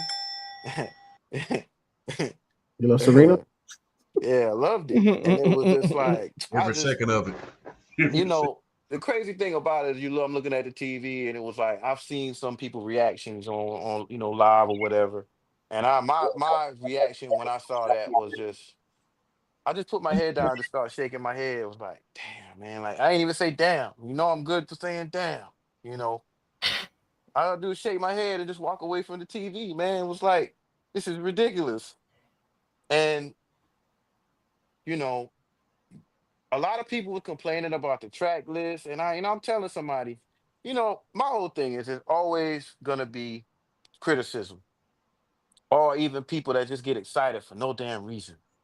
I'm pretty even keeled in some of those situations when it comes to that. I like being entertained. I like seeing the show and identifying how good the show was and why. And, but, when people are like, oh man, he didn't even sing this song or the track list was whack.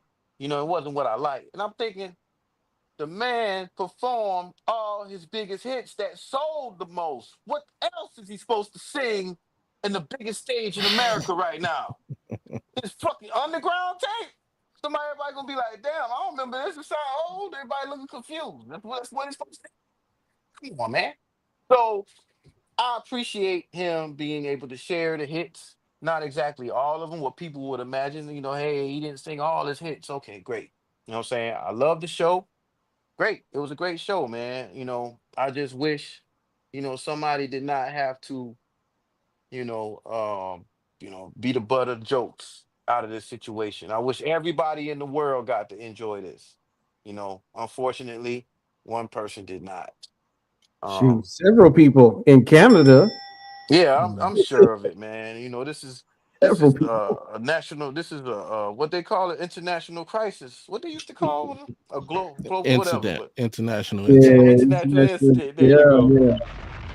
So international incident. It was a bomb dropped on that one, and it's crazy because I know some way about Bobby probably got better word. Bobby, what your opinion on this one, dog? On everything. I know you got better words. Oh, I'm about to lose my black card. I'll give it a 7 out of 10. That's not bad. I didn't dislike it, but I'm not gonna lie. I wish he didn't do that song. Like, this is Black History Month. You got your time to shine, and you have the entire world waiting on you to go on stage and tear down another black man. Regardless of what you think of Drake, he's another black man. Why? What's the point? This is your moment. Live in it. Don't let nobody else live in it. Like, I love the scenery, the imagery. I got the message. I understood what everything was about. But to me, you're letting this moment that was a great moment in hip hop, you're letting that define your career. I don't want to remember Kendrick for what he did to Drake. I want to remember Kendrick because he was a great artist. I want to remember Kendrick because he won a Pulitzer Prize as a rapper. I want to remember Kendrick for bringing back real hip hop. But He's starting to become like a superstar one-hit wonder, if that makes sense. Like 20 years from now, the first thing that people gonna think about you is this. And like when you're so much more. And you could have done so much more for hip hop. So it's like, yeah, I wish he hadn't done it for those reasons. But I mean, I get it. I didn't think about that, Bobby. Good job, OG. I didn't think about that, man. That made me think a lot. So, and I would say it like this. Okay, so Bobby, everybody hit all the points that I was thinking about hitting. Because of course, you know, like Jay said, some people were thinking about his set list and were like, "Well, this ain't the song." I heard several people going, "These ain't the Kendrick songs I like." Why didn't he do swimming pools? Why didn't he do? Why if Pyrus and Crips all got along? Because first of all, he did that one on several other award shows. Like I dig that. Then at the same time, I heard Bobby's people's point. People who were in that same, why do that in that setting? Okay. And then same thing as Champ. You know what I mean? It's all relative. I'm gonna say this. Okay. 5. Okay. Y'all know what 5 is, right? That's the number of Grammys he won for a diss track. Okay.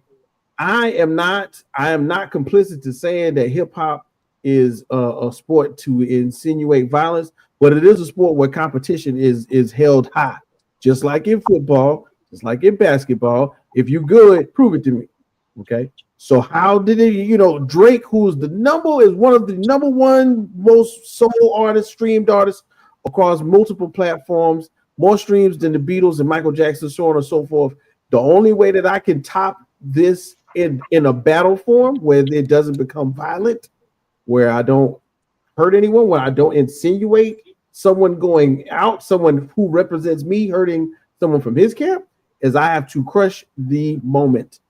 And in that moment, which was the Super Bowl, with his girlfriend, with his ex-girlfriend, crip walking on the X button. 2 of his ex-girlfriends. Yeah, 2 of his ex-girlfriends, crip walking and singing on the X and the O button on a PlayStation controller, which that was another point of symbolism because Sony owns Drake's publishing.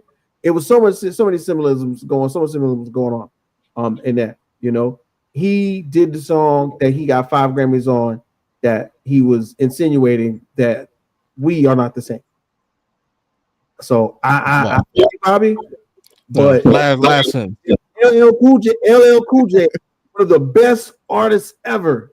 If he would have had the opportunity to smash the do his songs, you know what I'm saying?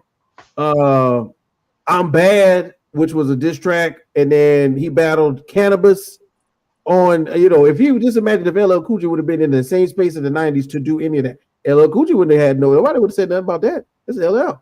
But it's only because it's Kendrick. And this is new that I feel like we're getting that backlash right now. Go ahead, Bobby. No, just like and it's something Stephen A. Smith said. I know most people know good, but I actually agree with what he said. If you're gonna do it, he should have just did the last verse where he talks about what black people went through in America. If you're gonna do it, do that with Donald Trump sitting right there. Yeah, I know, but we gotta if we're gonna hit him, we gotta hit him where it hurts with the diss track. I gotta say the mean things. But you everything about your performance was about America. Man, ain't nobody worried about Drake. America's about crushing the points. Okay, that's why we watch the Super Bowl. America's about crushing the points. Anyway, big dog, Champ. I know you said you don't want to stick around, man, but God, listen here, man. Champ, we appreciate you for coming in, having a Super Bowl talk with us. What we got going on for you for the rest of the week? First of all, I gotta do this homework.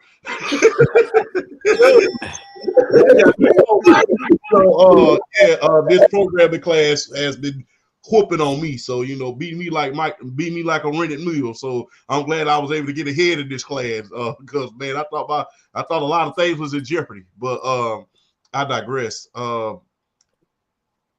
Friday, Sports PSP podcast.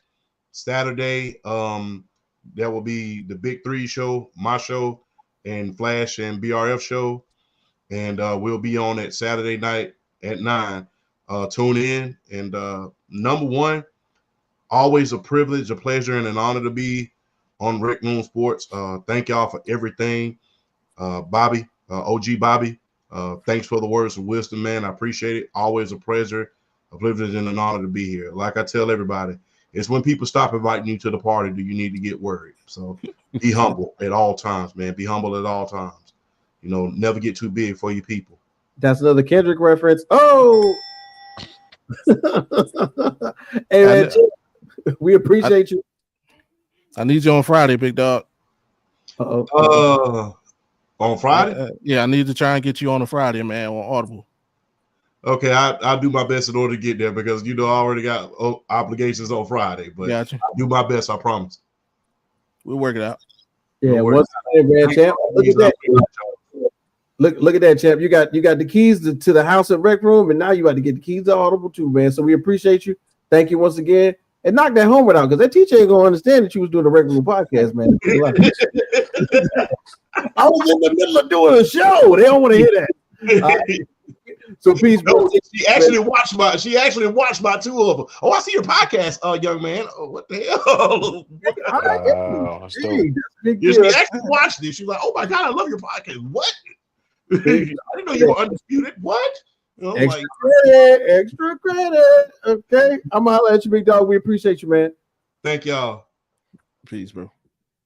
All right, man. Y'all know what it is, man. We are at the top of that second hour. It's going crazy over here in the Rec Room right now. So don't forget to like, share, and subscribe. Follow the Rec Room Sports group of podcasts. We are doing it as we are building. We're going forward. We got so much more going on, and I want you all to be a part of it. So make sure that you are liking, subscribing, and following us right now. Big shouts out to Tanner Dawson and the Lock It In crew. We don't have any bets today, but they are hard at work getting ready for a weekend with no football. And so that means they got to dig deep on the bets this weekend. So Saturday at 10 o'clock Central, which is, of course, 11 o'clock-ish Eastern time, they will be live in full effect on that Saturday. And once again on Sunday with more bets as well. Big shouts out to Alan Paralis, similar names. The show on the mat. Don't forget on the mat. You can catch them on Saturdays, which of course they got the Raw on Fridays, and then they're back again on Tuesdays doing their wrestling show. Once again, man, fellas, man, we on that second half of the hour. We might as well go ahead and run it up. Okay, so this is the exciting part right here. Bang! Hold on 1 second. We're gonna. Yes, sir.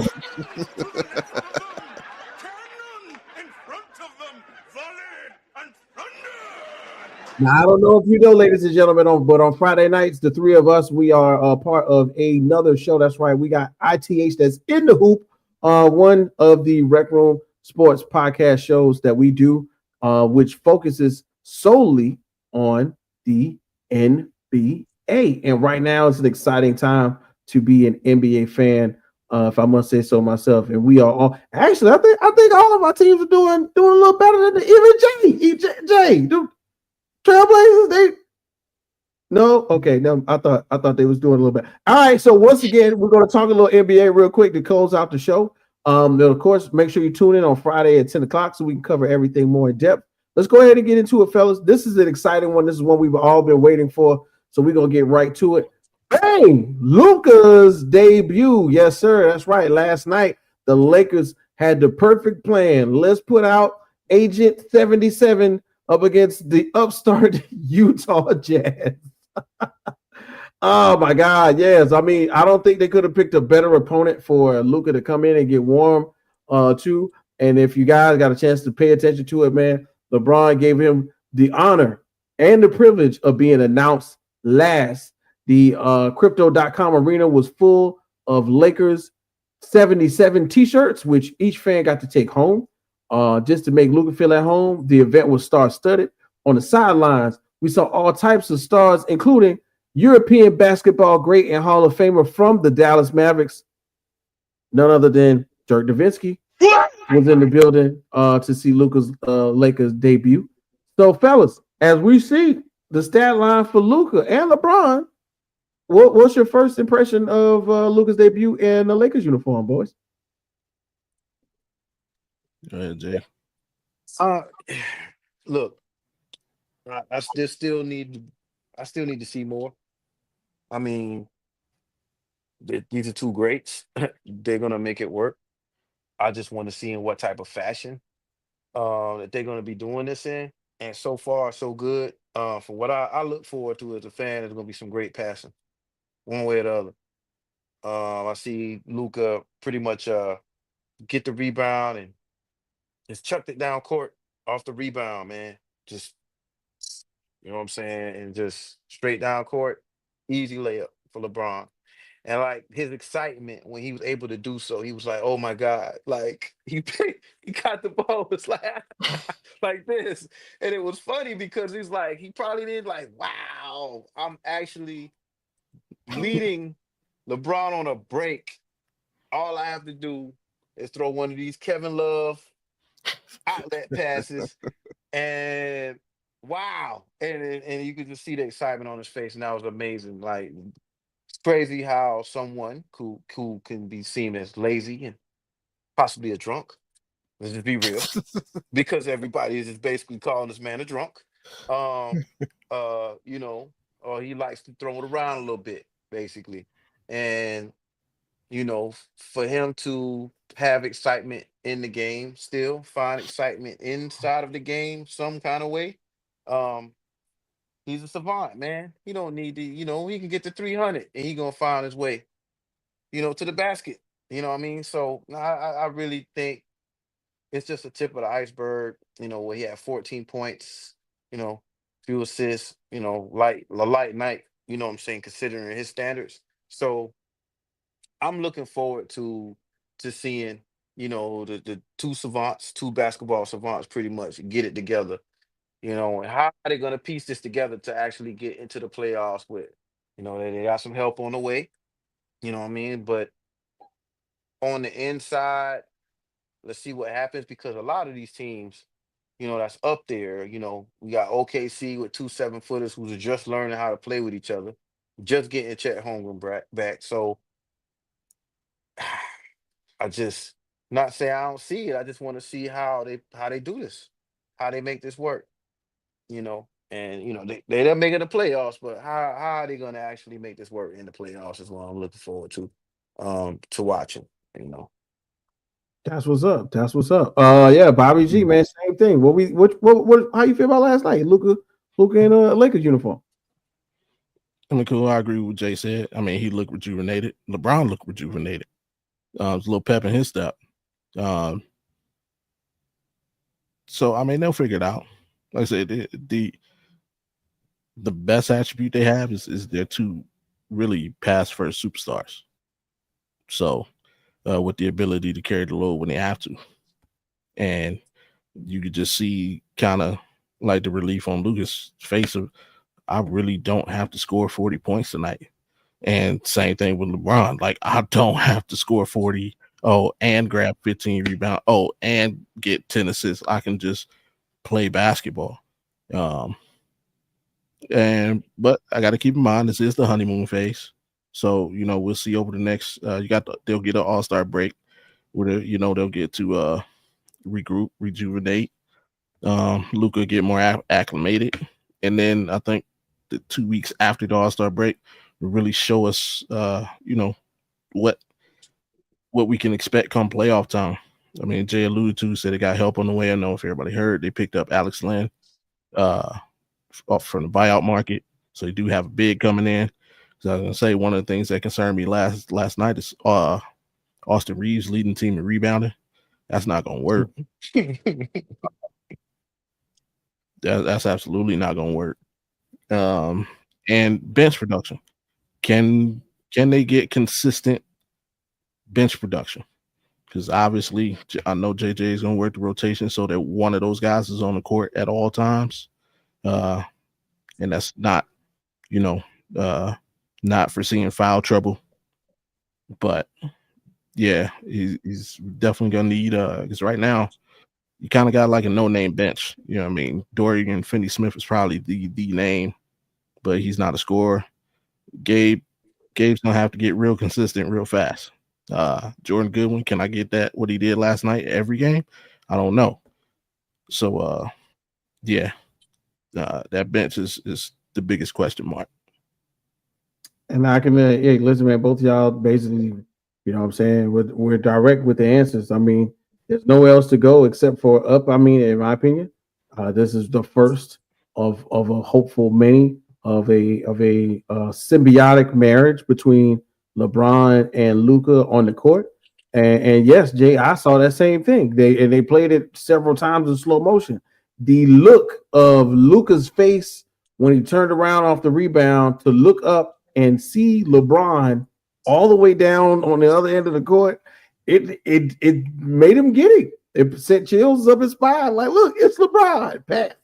You know, bullet pass. You know what I'm saying? Everybody remember those drills. You know what I'm saying? When you step into the pass and it just goes really far and at a really high rate of speed. And he just was amazed at how, you know, he didn't have to dribble up the court, turn around one time left, put his back on somebody. Because, you know, Luka doesn't go. I'm not, and, you know, speed has been one of the things that people have criticized Luka for when it comes to advancing the basketball. But, you know, Luka don't move fast. He going to dribble it to the right, to put his back to the left, turn around, wait for the screen. Nope, don't got to do that. LeBron is already there, bro. He's already down to bam. And it was the smile on his face made me feel like this is the signals in his head were going off as a basketball savant. So I can appreciate how that was for him.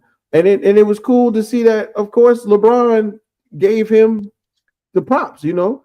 I believe when LeBron went to Miami, the second year, for sure in the second year of the Heatles, D-Wade said, heck yeah, man, it's your team. I'm going to let you do it. I think this is an opportunity for LeBron to do similar to Luka, because that's where it's headed, in my opinion. Eventually, it's definitely going to be headed to it being Luka's team. So on top of that, so we got Luka with 14 points, 4 assists, 5 rebounds, but with a subpar performance, going 1 for 7 from 3. But big shouts out to the big homie, Rui Hachimura with 21. LeBron, of course, with 24, and Austin Reeves out here doing. Austin Reeves been balling these last couple of games as well. So some big shouts out to the big homie Austin Reeves with 22 and 9.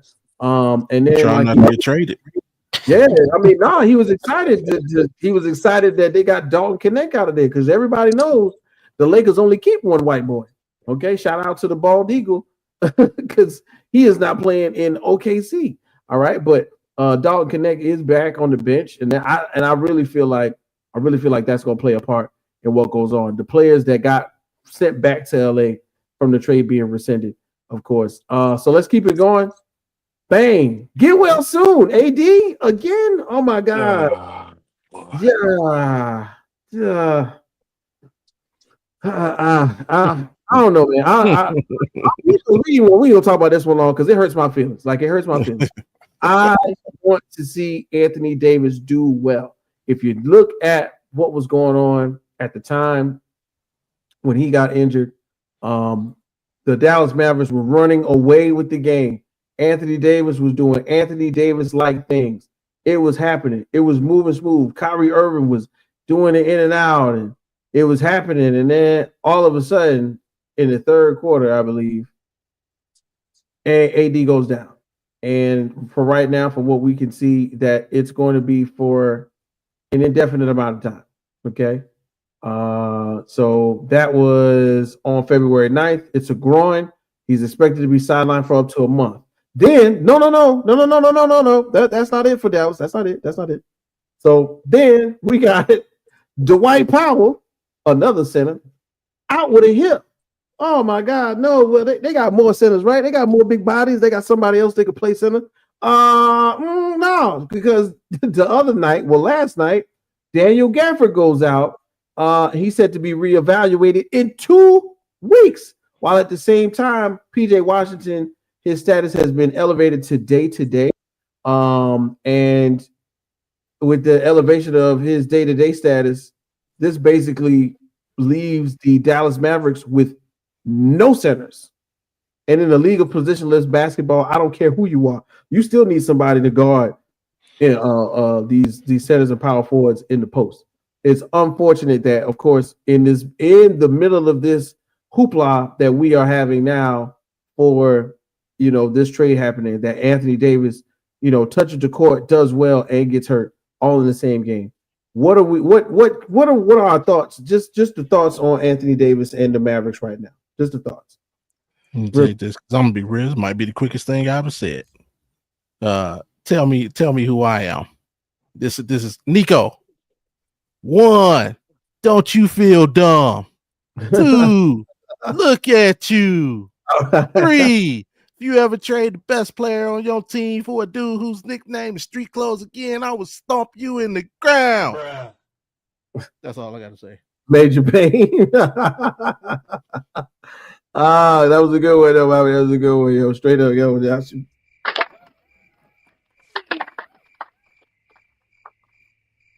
Jay, your thought on Anthony Davis, aka Street Clothes. It's crickets. You got nothing to say about that, bro. That's it, man. That's it. All right. So I'm gonna say this, man. So in the middle of all of this happening, the Dallas Mavericks, they're doing the thing. The cameras, man, they're doing the karaoke. There are people mouthing during the karaoke, fire Nico Harris. There are people holding up signs. The security in the Dallas Mavericks arena at the arena at the time, or the security for Dallas Mavericks, reportedly removed 23 people who were either screaming "Fire Nico," holding up signs that said "Fire Nico," screaming out obscenities. You know what I'm saying? Screaming out obscenities for this. This is a wild thing. Who was once the majority owner, but now the minority owner. It's crazy how we get to see the hands change so fast, and the trajectory of a team go into a whole nother direction. And it's crazy that this is happening. Like, I'm talking about the trade happened Sunday. This is now the following Sunday, and now this is pretty much all going on and from Monday to Tuesday. I've never seen a disintegration or a collapse happen so quickly when you make a trade decision such as this. And it's crazy because I don't know what to say. I don't know. I want to wish them well. I want Anthony Davis to come back, but something like this, I guess, was bound to happen. And it's just unfortunate again that we got to wait for Anthony Davis to come back from another injury in a new arena. On top of that, fellas, let's keep it moving. So, New Jersey, who this? What other arrivals or debuts or player movement that, of course, now everybody should be where they are being? Who else is making the right adjustments and has done well since the trade deadline? Anything caught you guys out? What about you, Bob? You got one? Of course you got one. I know you got one. It's not who you think. Oh, okay. De'Aaron Fox paying dividends down there in San Antonio. You hit one game winner, had another one called back. But I'm honestly surprised that the Spurs hung on to Chris Paul. I thought they try and get him off as well to get some more either bench help or another big. But De'Aaron's he's fit right in, it's doing his thing. So Spurs, and they can contend for that play, and they'd be a problem if they get into the playoffs. Word up. I agree. Yo, Jay, you got one, or you just gonna stick with the Spurs? Yeah, I mean, there are some also that I'm looking at. Spurs is definitely this without a doubt. That was a no-brainer as far as putting De'Aaron Fox. But the Chris Paul thing, for some reason I ain't gonna lie. Like, I see Chris Paul retiring a Spur. One, because of the connection with him and Popovich. I would say it's like two leaders in their respective circles, from coaching the players. And then, you're talking about, even though CJ McCollum is now the player, what do we call it? President. The president of Yeah. Yeah, the PA. Players Association. There we go. But still, Chris Paul probably has some sort of, just being able to not only mentor but teach Wemby that, with him being a face of the league, that he could also take on a responsibility of being a leader amongst people in the league when it comes to player you know as far as international players, not only players, just in the NBA. He could be a mentor to international players, young international players trying to make it in the league. So, just Chris Paul being around for so many different reasons, man. I like that. I like him staying. Um, but I kind of did think that they probably ship him off too. But why not have his knowledge, man, to go with all this young talent? You can't. I don't think you get as much out of that team without the staff that they have, and then you got Chris Paul, and then Pop still, what I'm saying, on the men, but hopefully he gets well, and it's crazy that you leave a team and they're trying to find their way, and then you come back to a team and this kid's throwing, we still seeing growth in Wemby from the beginning of the season to now, and the team as a whole, and that's pretty cool to see. And like, hopefully, Pop gets back before the end of the season. You know what I'm saying? I don't know. I don't remember if he said he was done for the season, okay. but hopefully he comes back in the season, man, and he looks like, wow. So y'all just think y'all got that type of guy, but like, y'all think I got to figure it out now, huh? So to see where they can go from there, as well as what they can do in the front office. I just really think that they're ahead of schedule still. From as a getting the number, one of the top pick. You usually see a lot of losing, a lot of growing pains. You are kind of seeing that, but this team is should be ready for the playoffs at least, next season, if not this season. You know what I mean? And where they are standing now, they're looking good. But like, I see them, they're ahead of schedule, whichever way you put it. Mm-hmm. Definitely ahead of schedule. And look, man, I'm gonna close it out like this, man. Straight up and down. We was wondering what was gonna happen since pretty much the beginning of the season. We've mentioned it numerous times, but now it's finally happening. He's got 2 games under his belt, and he's been smiling the entire time. I'm talking about Jimmy Butler in Golden State, bro. I'm saying, what was he gonna look like? How was he gonna play? Was it gonna work? Can he agree with Draymond? Can this get that? He's and literally, he has been answering the questions numerous, not for numerous times, but twice. You know what I'm saying? In the game against Milwaukee, you know what I'm saying? Even though they did not play, the Bucks did not play Giannis, it looked pretty good, right? Jimmy Butler out here doing the dang thing. Jimmy got 20, Steph got 38, 20, and not just 20, but 20 and 9 rebounds, 6 assists. Very Jimmy Butler-like numbers. Something that we thought he was going to have trouble with. But what does Jimmy Butler do if not score? He's going to rebound. He's going to have offensive rebounds, and he's going to assist. He's going to pass the ball. And just wait till Uncle Draymond gives him the keys to the bounce pass. Yeah, this is how Steph likes it. Just now, when Steph come over this way, Steph gonna fake him out and then come right back by you on the dribble handoff. So don't give it to him the first time. Give it to him the second time. Just wait until Draymond gives him the pathway to making that offense work, so that Steph Curry's job is easier as the main scorer on the team. And then when we get into the playoffs, Jimmy Butler turns into playoff Jimmy, and it makes it look even better that they made that decision to get him, because you know why? Everything's better in California, apparently, including coffee. Big Face Coffee has gone out the roof, has been selling online like hotcakes since his move to what is now, of course, the Golden State Warriors. Who knew Big Face Coffee was popular out there in San Francisco? But it is. So Silicon Valley, man. Yeah, it's so not only is he producing on the court, but he's also producing his secondary job as well as the head of a coffee franchise. So big shouts out to Jimmy Butler. And he ain't put no colors in his hair. He ain't want no crazy earrings. He looks regular.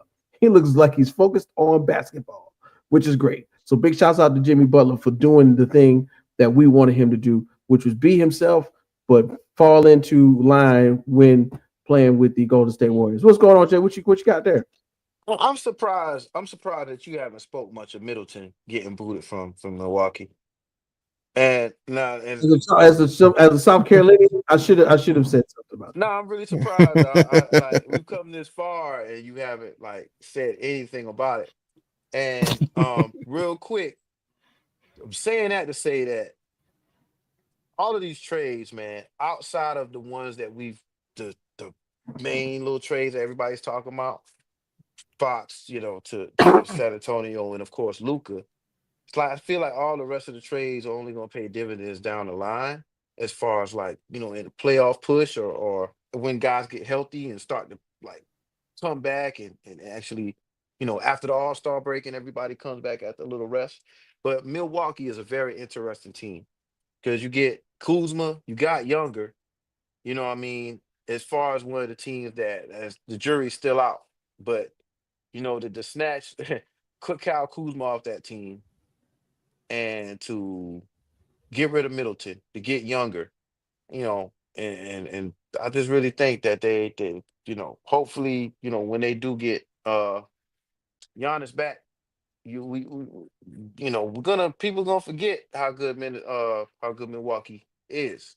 So, or how could be because Kuzma, I mean, come on now. Kuzma, he went through a tough time with Jordan Poole, you know what I'm saying? And I think that he's gonna be able to show a little bit of what he was showing in LA or better.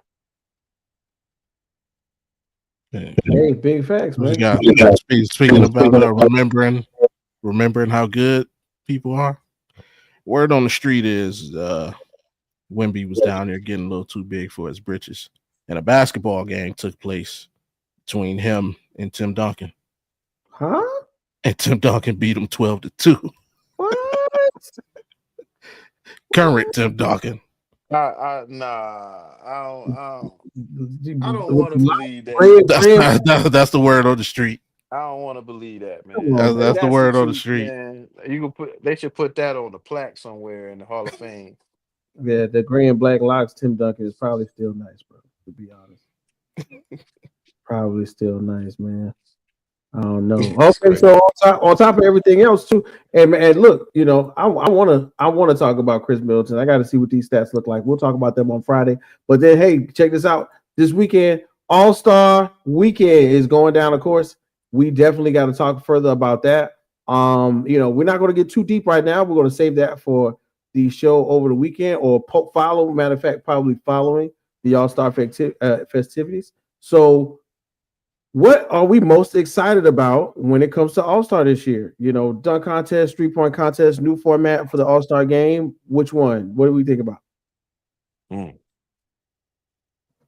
Watching my guy Darius Garland win the 3-point contest.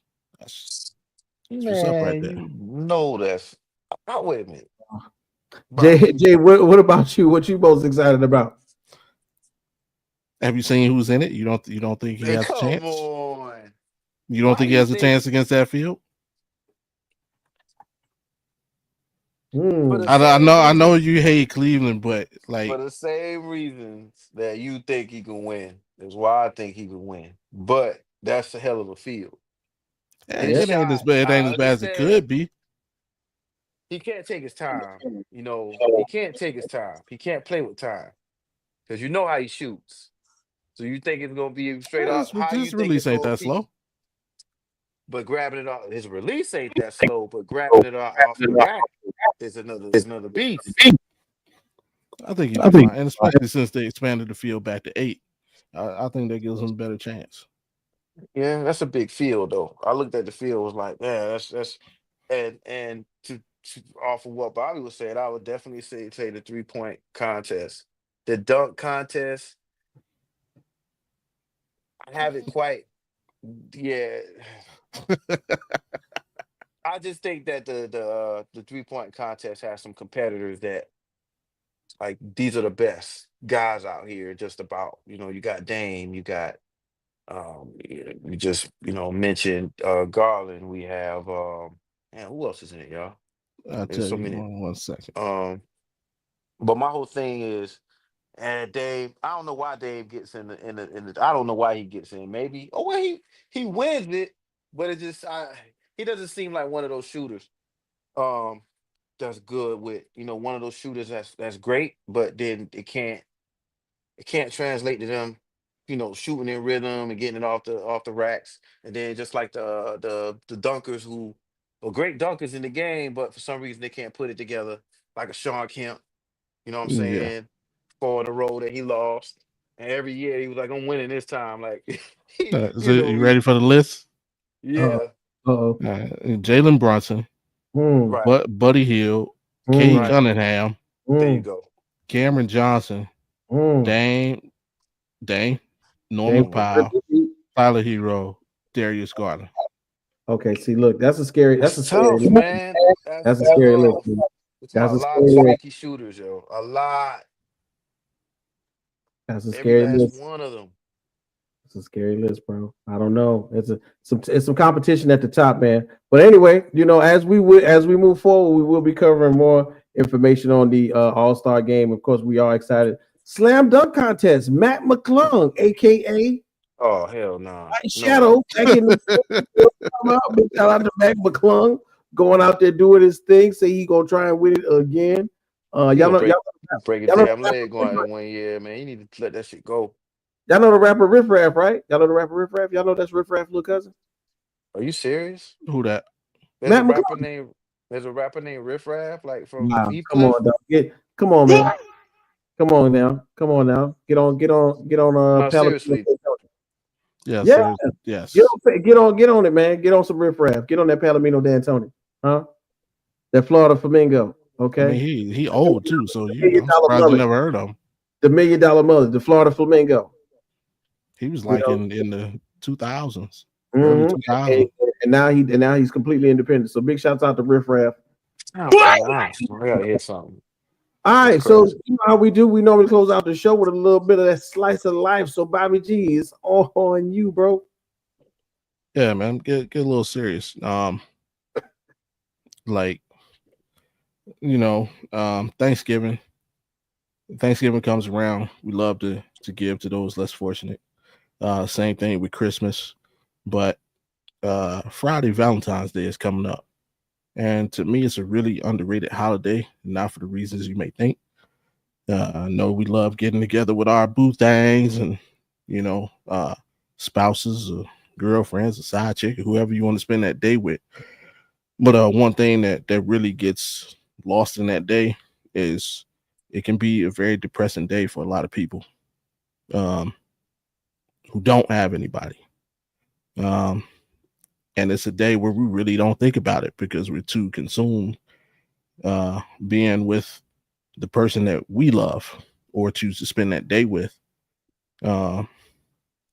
So we'll keep this like really short and sweet. And it's, you guys allude to the first time we did this. I'm not doing Audible. We talk about mental health at the close of every show. And at the close of every show, we issue a challenge to everybody for the week. And I feel like it's no better time than the present. I'm going to issue that challenge to those who may be watching or listening, no matter where you are. Before you make plans with that special person in your life, we all know somebody who doesn't have that. Hey, call them up, man. Give them a gift, give them a call, give them a hug. Let them know that though they may not have anybody to spend that day with, they were on your mind. Let them know that they're special to you. Because like I said, that day can be very depressing for a lot of people, and they won't say anything. They won't let it be known. They'll put that poker face on and make you feel that everything is okay, and it's really not. So let's take that same spirit that we have on Thanksgiving and Christmas. Let's apply it to Valentine's Day, and let's think of the people who may not have someone to spend it with, and give a little love in that direction. Damn, that'll be me. Hey, ladies. Um, Wow. I'm gonna be Wow. possibly. I'm sorry. I was like, shit, that's what me. That was perfect, Bobby. That was I'm the done. perfect segue I'm for me. done. You know, I'm Oh, sorry. man. I'm sorry. You said let's be serious, and I was just like, yo, this is Oh, our and chance. he slid that We in got there real shit smooth going just now. on. Slid that in there real smooth just now. Jay, shoot the shot, ladies and gentlemen. Oh man. Shot at the audience. I think we did great, fellas. Man, it's crazy. We did it. We had 2.5 hours. We got to the second half hour. We had Champ on the first hour. We had Miss April. Big shouts out to Miss April. I know she's going through some technical difficulties right now. It's crazy. Somehow, some way, the Super Bowl has taken over the show. NFL has taken over the show, but now that is over until the offseason. Again, once restarts as we ramp up for the draft and combine season and pro days at different colleges. All of this stuff is going to be so exciting. So I can't wait. And Jay, you know what we're going to do, right? You know what we're going to do while NFL is not on? We're going to watch UFL a little bit too, man. We're gonna take a peek at the UFL. I forgot. season. Yeah, what that's what I'm we're gonna do with it. Yeah, we got to look at the UFL, see what's going on there. But anyway, Bobby G, man, this week right here, I know your schedule's kind of full. What you got going on? Aside from trying to find Jay a date for Valentine's Day. Shooting shots.